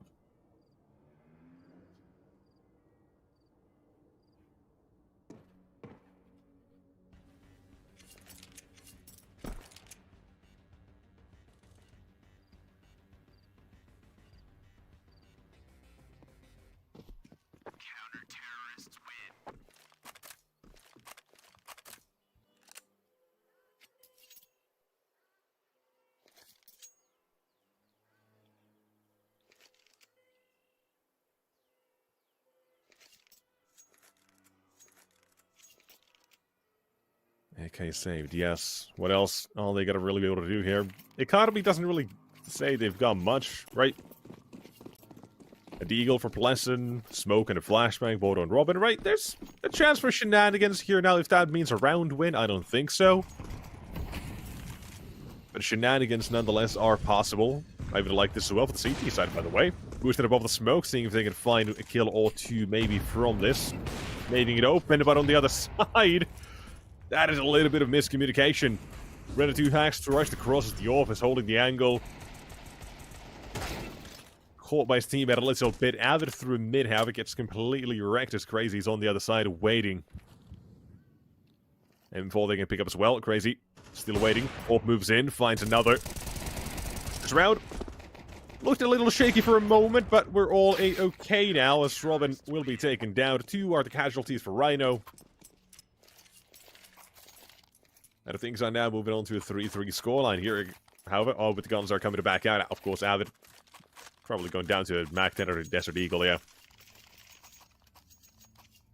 Given he'd saved his AK previously, so it doesn't have the money. Of course, this is kind of simple to know.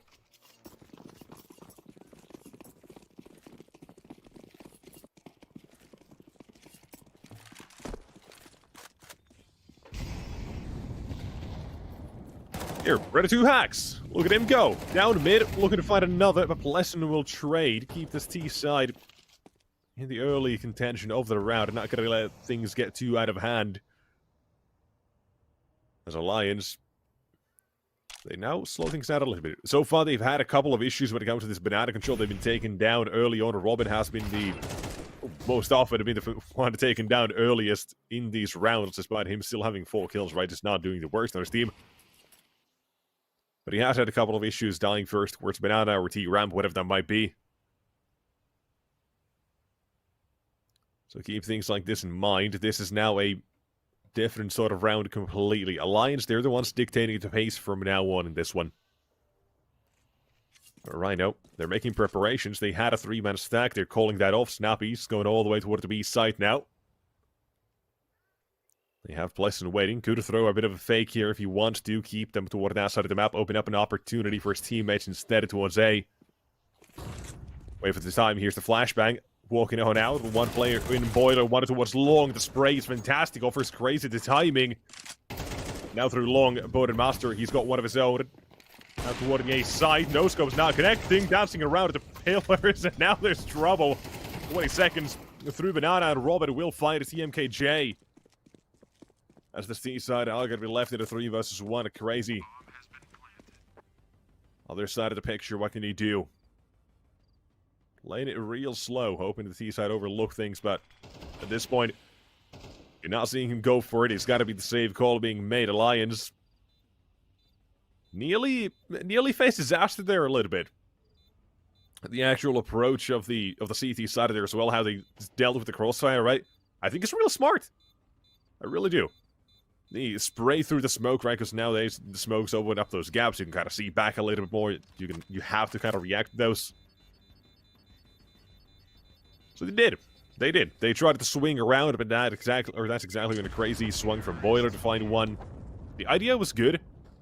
The problem there was with Boat and Master, I believe, as well, or I think it was Boat and Master who ran through long to find the first kill in the Oper as well afterwards. So it's a couple of different sort of events that just coalesced into one whole thing in the end. That was round number 4 for Alliance. It's just fun seeing Counter-Strike like this.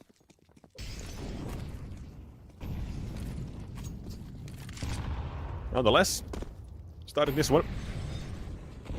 But out of control, that's very much the basic yet again. Here we have instead a different angle, different view of how things are going. Roobet is going to be mulling toward the Boiler side, indicating they might be going for a little bit of apartment control, or at least telling the CT side that they are thinking about it. They've got one man in the bedroom now, waiting for Roobet to walk up the stairs on his own as well at the same time. You see the kill feed. Avid find one, Twist find another one. Questions being posed at the moment. What should they do? The one being spotted, they know Rhyno Hacks was playing a little bit aggressive. There's one, Snappy. He's got one, he's rotating away. However, they don't know Roobet also snuck out of the apartment, so that creates opportunity toward the A side. Completely going towards B, however. This is interesting. They've got to kill on A. They could still turn around, but they don't know Snappy's already here.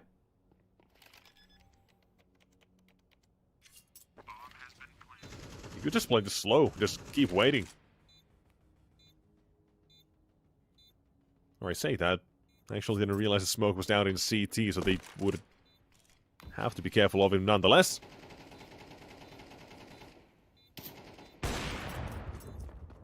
Snappy confirms he was in CT. Takes a shot, runs away. I'll give him about 5 seconds. Robin already on the case.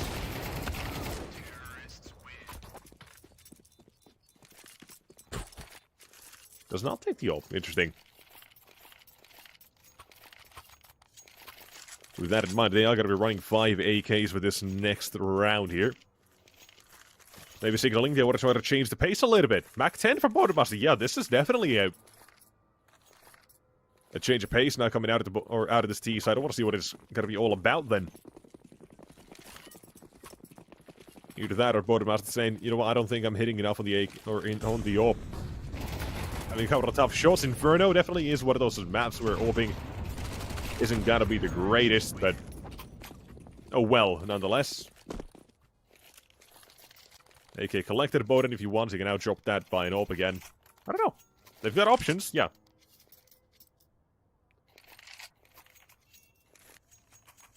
That as well, that's smart. If they were expecting the eco, if they were expecting the Mach 10 to farm a couple of kills. Completely fine. Overall, I actually think they do save a little bit of money there, maybe.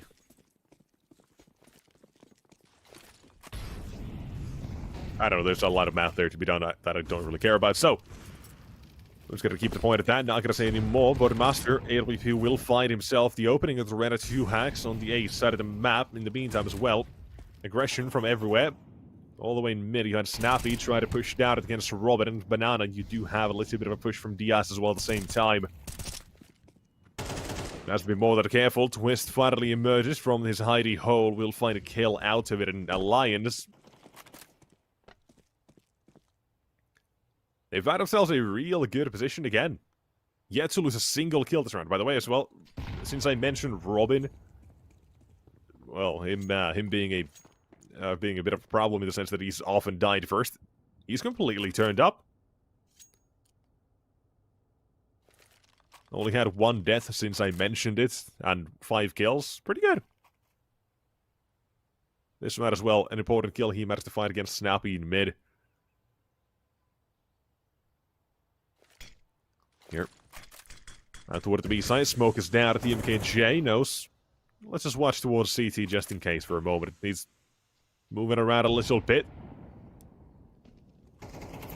This play is dictated a little bit when those smokes start to fade and when Roobet might manage to get into position himself and where he might find a kill. The MKJ, last man revealed. Alliance looking in around about 7 unless there is more than just a little bit of magic. There's not.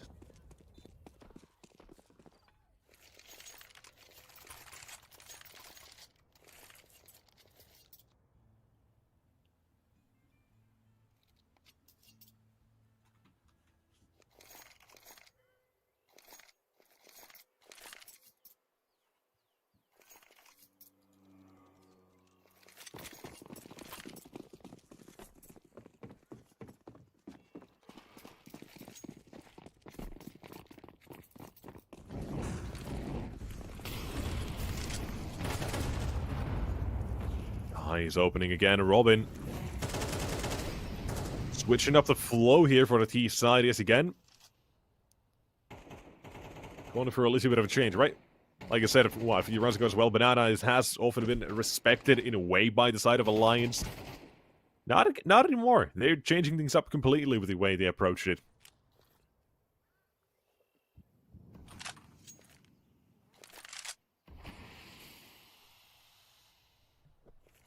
Taking top car in just a moment, and now just wait.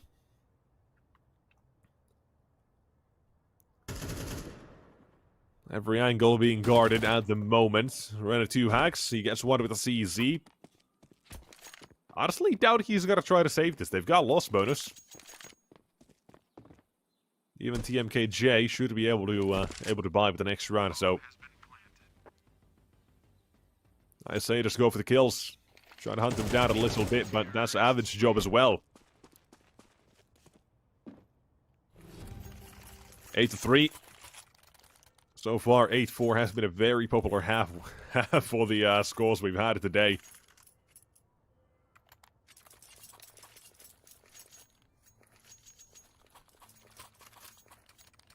Timeout for Rhino.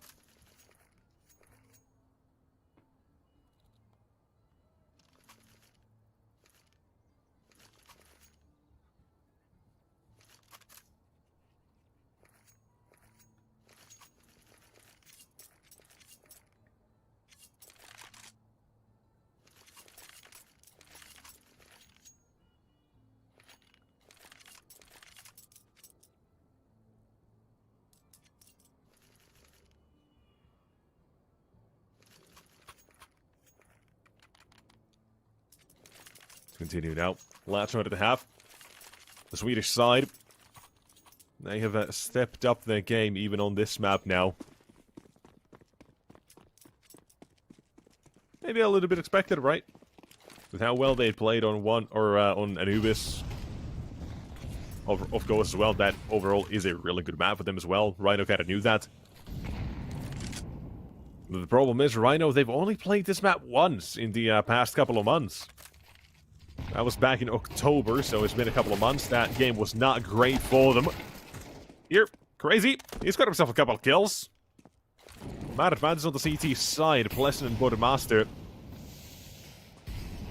And one hell of a show ahead of them if they want to bring this one back. Plenty of util now down toward the pits as well. Pleasant approaching Crazy other side, but he's also got to be careful of Long at the same time. Dropping down to the pit. The Bodemaster. 1v3, bombs dropped, and he's got no chance in this one anymore, surely. I say, and Crazy finished the job. Quad kill for the man. A good way to end the half.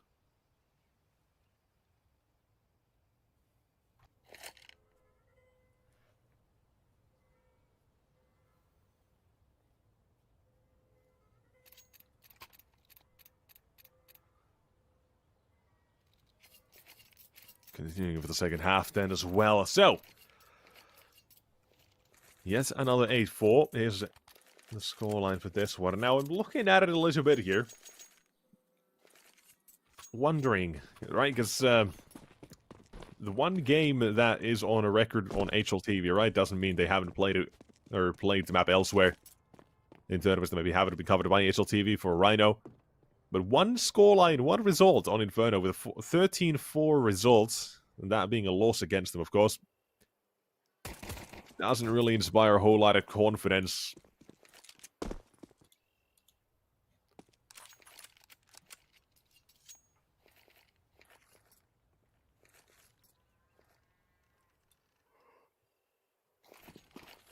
Now here. Out toward the B side, CTs, they've got a 3-man stack toward this side of, or this side of the map, and on the back of the side, Diaz will find himself one, vacate the area. TMKJ and Snappy both as well join. Pleasant, once headshots can't get him. Avid, the last man stands. 1v5 ain't happening. As the Arbor seemingly wants to save that.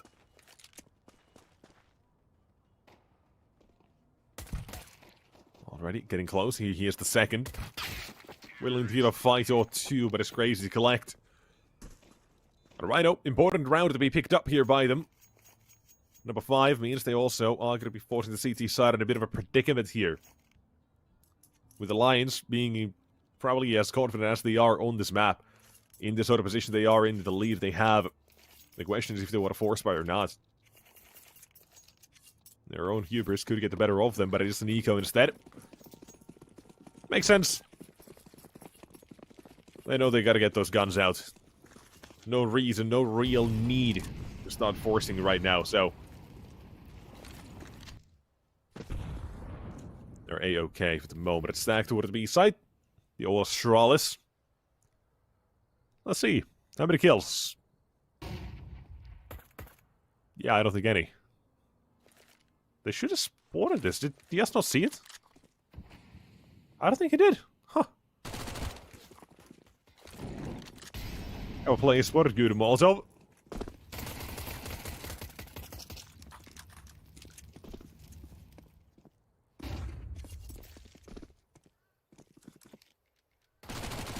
Mac 10 still trying to farm a couple more. There you go. 2 kills out of it for Diaz. Pays back to Mac 10, and now the rest are joining. Snappy also has Mac 10 of his own, so more than happy to get in the action itself, but I don't think he's gonna get a chance. Cleaned up by the rest of the gang from CT spawn. That is Rhino, round number 6. Only casualty, 1 singular Mac 10, so viewed that pretty good.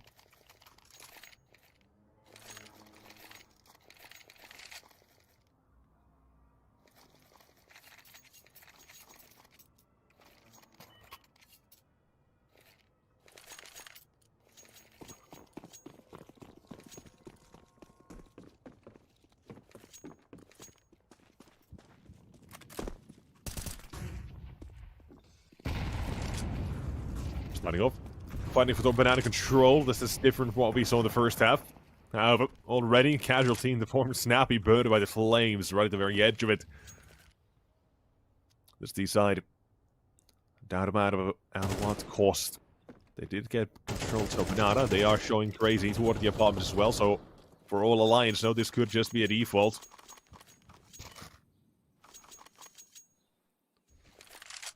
The actual questions were the fact that they did stack heavy towards banana. They could have tried to make a play out of it, but no actual opening to work with. They're not going to try to force it. Instead, work the actual map, see what else they can find here. How many players in the open counter they find as they start to work their way in towards one of these sites. It is the A site now confirmed. Crossfire from the CT side, 3 players all in all toward the site to stop this from happening and stop the T side from getting anything here. And Diaz, him as well, before we can even see what he's up to, gets taken down.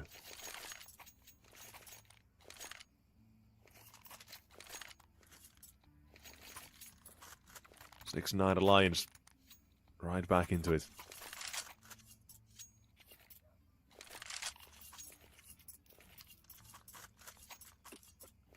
Side of Rhino still have a little bit of money. They are able to force right back into this. They've got themselves a little bit of weaponry. A whole lot of less utility. But it's manageable. Deep nades down in mid. CT side not going to be going too aggressive. I thought for a second they might be, but no. Happy to just play the very basic sort of Counter-Strike.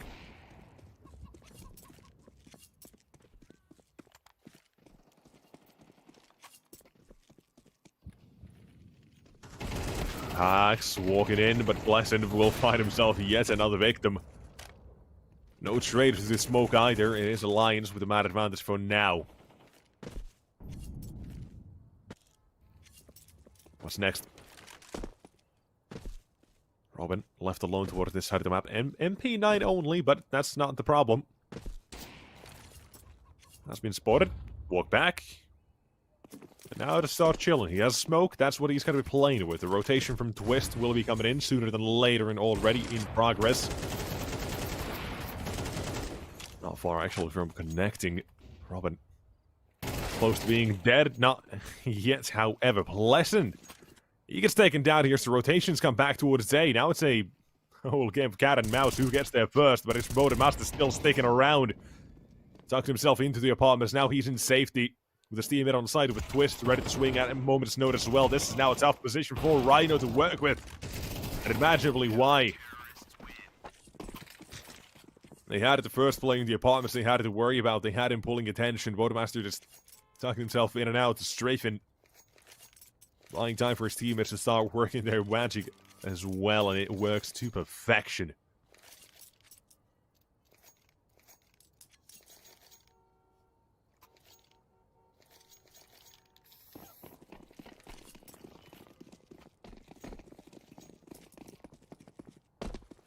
So, with 10-6 now the scoreline.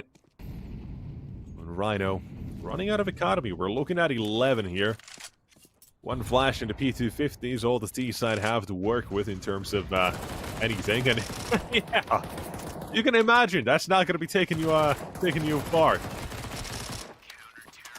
The MP9 gets a couple of kills for Robin. And the economy, unlike the T side, it is flourishing on the side of Alliance.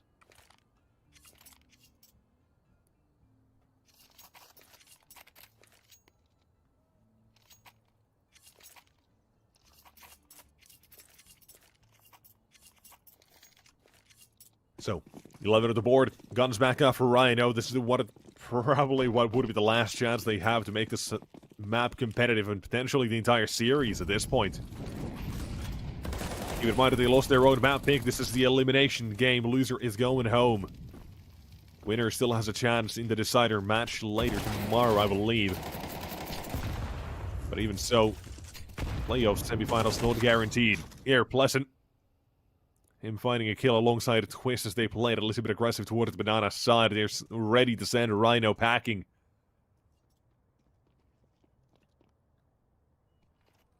There is not a whole lot left the T-Set can do at this point.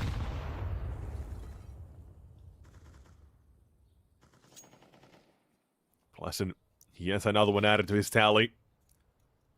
Once the performance on map 1 here as well. He's looking good, looking sharp and crazy. Can only find one. That is match point, series point for Alliance. It was 13-9 on Anubis.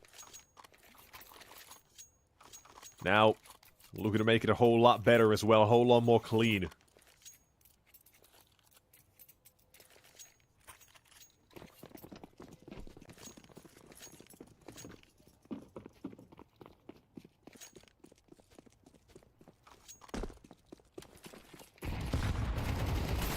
So, rushing through the banana. It's not going too well here for what could be the last round of the entire game. The CT side willing to give more than a couple of fights in this one. Snappy and crazy in the first 20 seconds of the round. Find themselves as the last two surviving members of the T side. This T side. Rhino, they played a decent game on map 1 here. It's a little bit too much. No one's getting into the action. They had a real rough start in the first half as well. As those guns came out, it got too hot to handle here as well. Speaking of getting too hot, crazy burned. And last man stands, Snappy, 1 versus 3. possible, but Master already getting into position in the pit, and from what I can tell, he might be watching this angle, but no. Timing found by Snappy, looking for the AWP, wants to get it. Don't say it's over just yet. Snappy wants to keep this duo ball, and we'll find another one out of this one about to go, and Snappy could extend the play for a little bit longer, but it is Twist instead. Hangs on steady, will deny the 1 versus 3, and it is Alliance taking the series 2-0. Stealing their opponent's map pick, and then securing their own. No map 3 required. Wonderful game out of the Swedish side. And of course, right, Pleasant, Boated Master playing a wonderful game overall. Avid as well. Everyone performed when they needed to. Not a bad player in sight for them. Neither on the server as well. Unfortunate times for the Portuguese, however. That is all she wrote for them. All Destiny had in mind. So, we call it quits for now. We're actually going to be going to a bit of a break. We've got Aurora Youngbloods versus the Witchers coming up next, but that's going to be after a while, so to keep an eye on the timer at the stream, or on the stream, and we'll let you know when we're back. So, until then, don't go away. Welcome to BetSwap.gg, where future meets tradition. We're the first platform to blend Web 3.0 with traditional betting, offering both decentralized and centralized options. Take control of your assets with no third-party approvals, thanks to blockchain transparency. Whether you're into blockchain or traditional betting, BetSwap has you covered. Bet with real money, enjoy fast withdrawals, and join the BetSwap Elite Club for VIP entertainment. Experience our exclusive loyalty rewards. Fly in style. Enjoy luxury gaming. Get invited to exclusive VIP parties with top entertainment. Access VIP boxes at the Super Bowl, UFC fights, and major football championships. Experience real-world luxury like no other. Upgrade your game with us. BetSwap.gg, where revolution meets tradition. Dive into the future of betting now.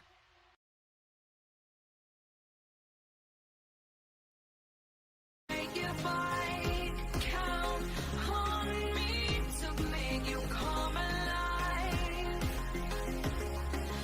You know where to find me tonight.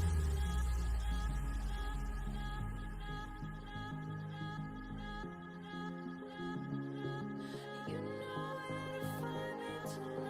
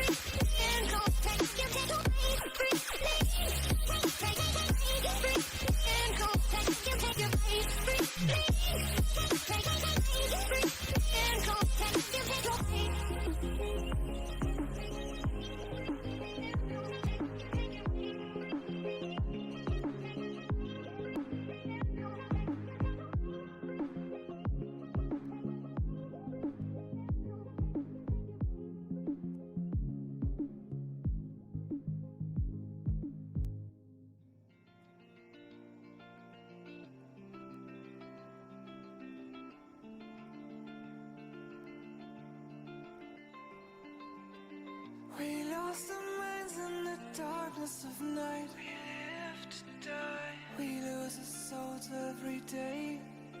We lost our minds. We don't remember what's wrong and what's right. The world is dead, but we stay. 'Cause we are born as living fights. We live to die. We live to die. And we surrounded by the night. We live to die. We are shadows in the neon light.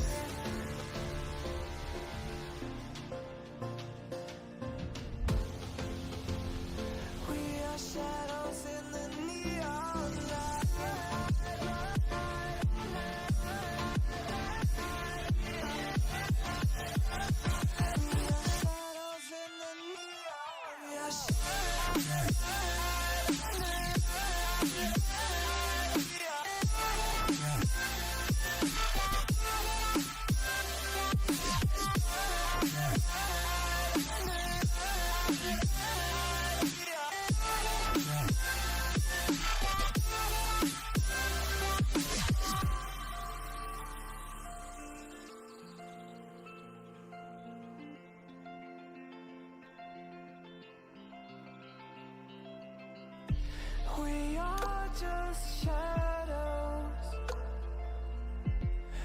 supposed to be that we die. It doesn't matter if there is no light anymore, no light anymore. 'Cause we are born as living fights. We live to die, we live to die. And we surrounded by the night. We live to die. We are shadows in the neon light.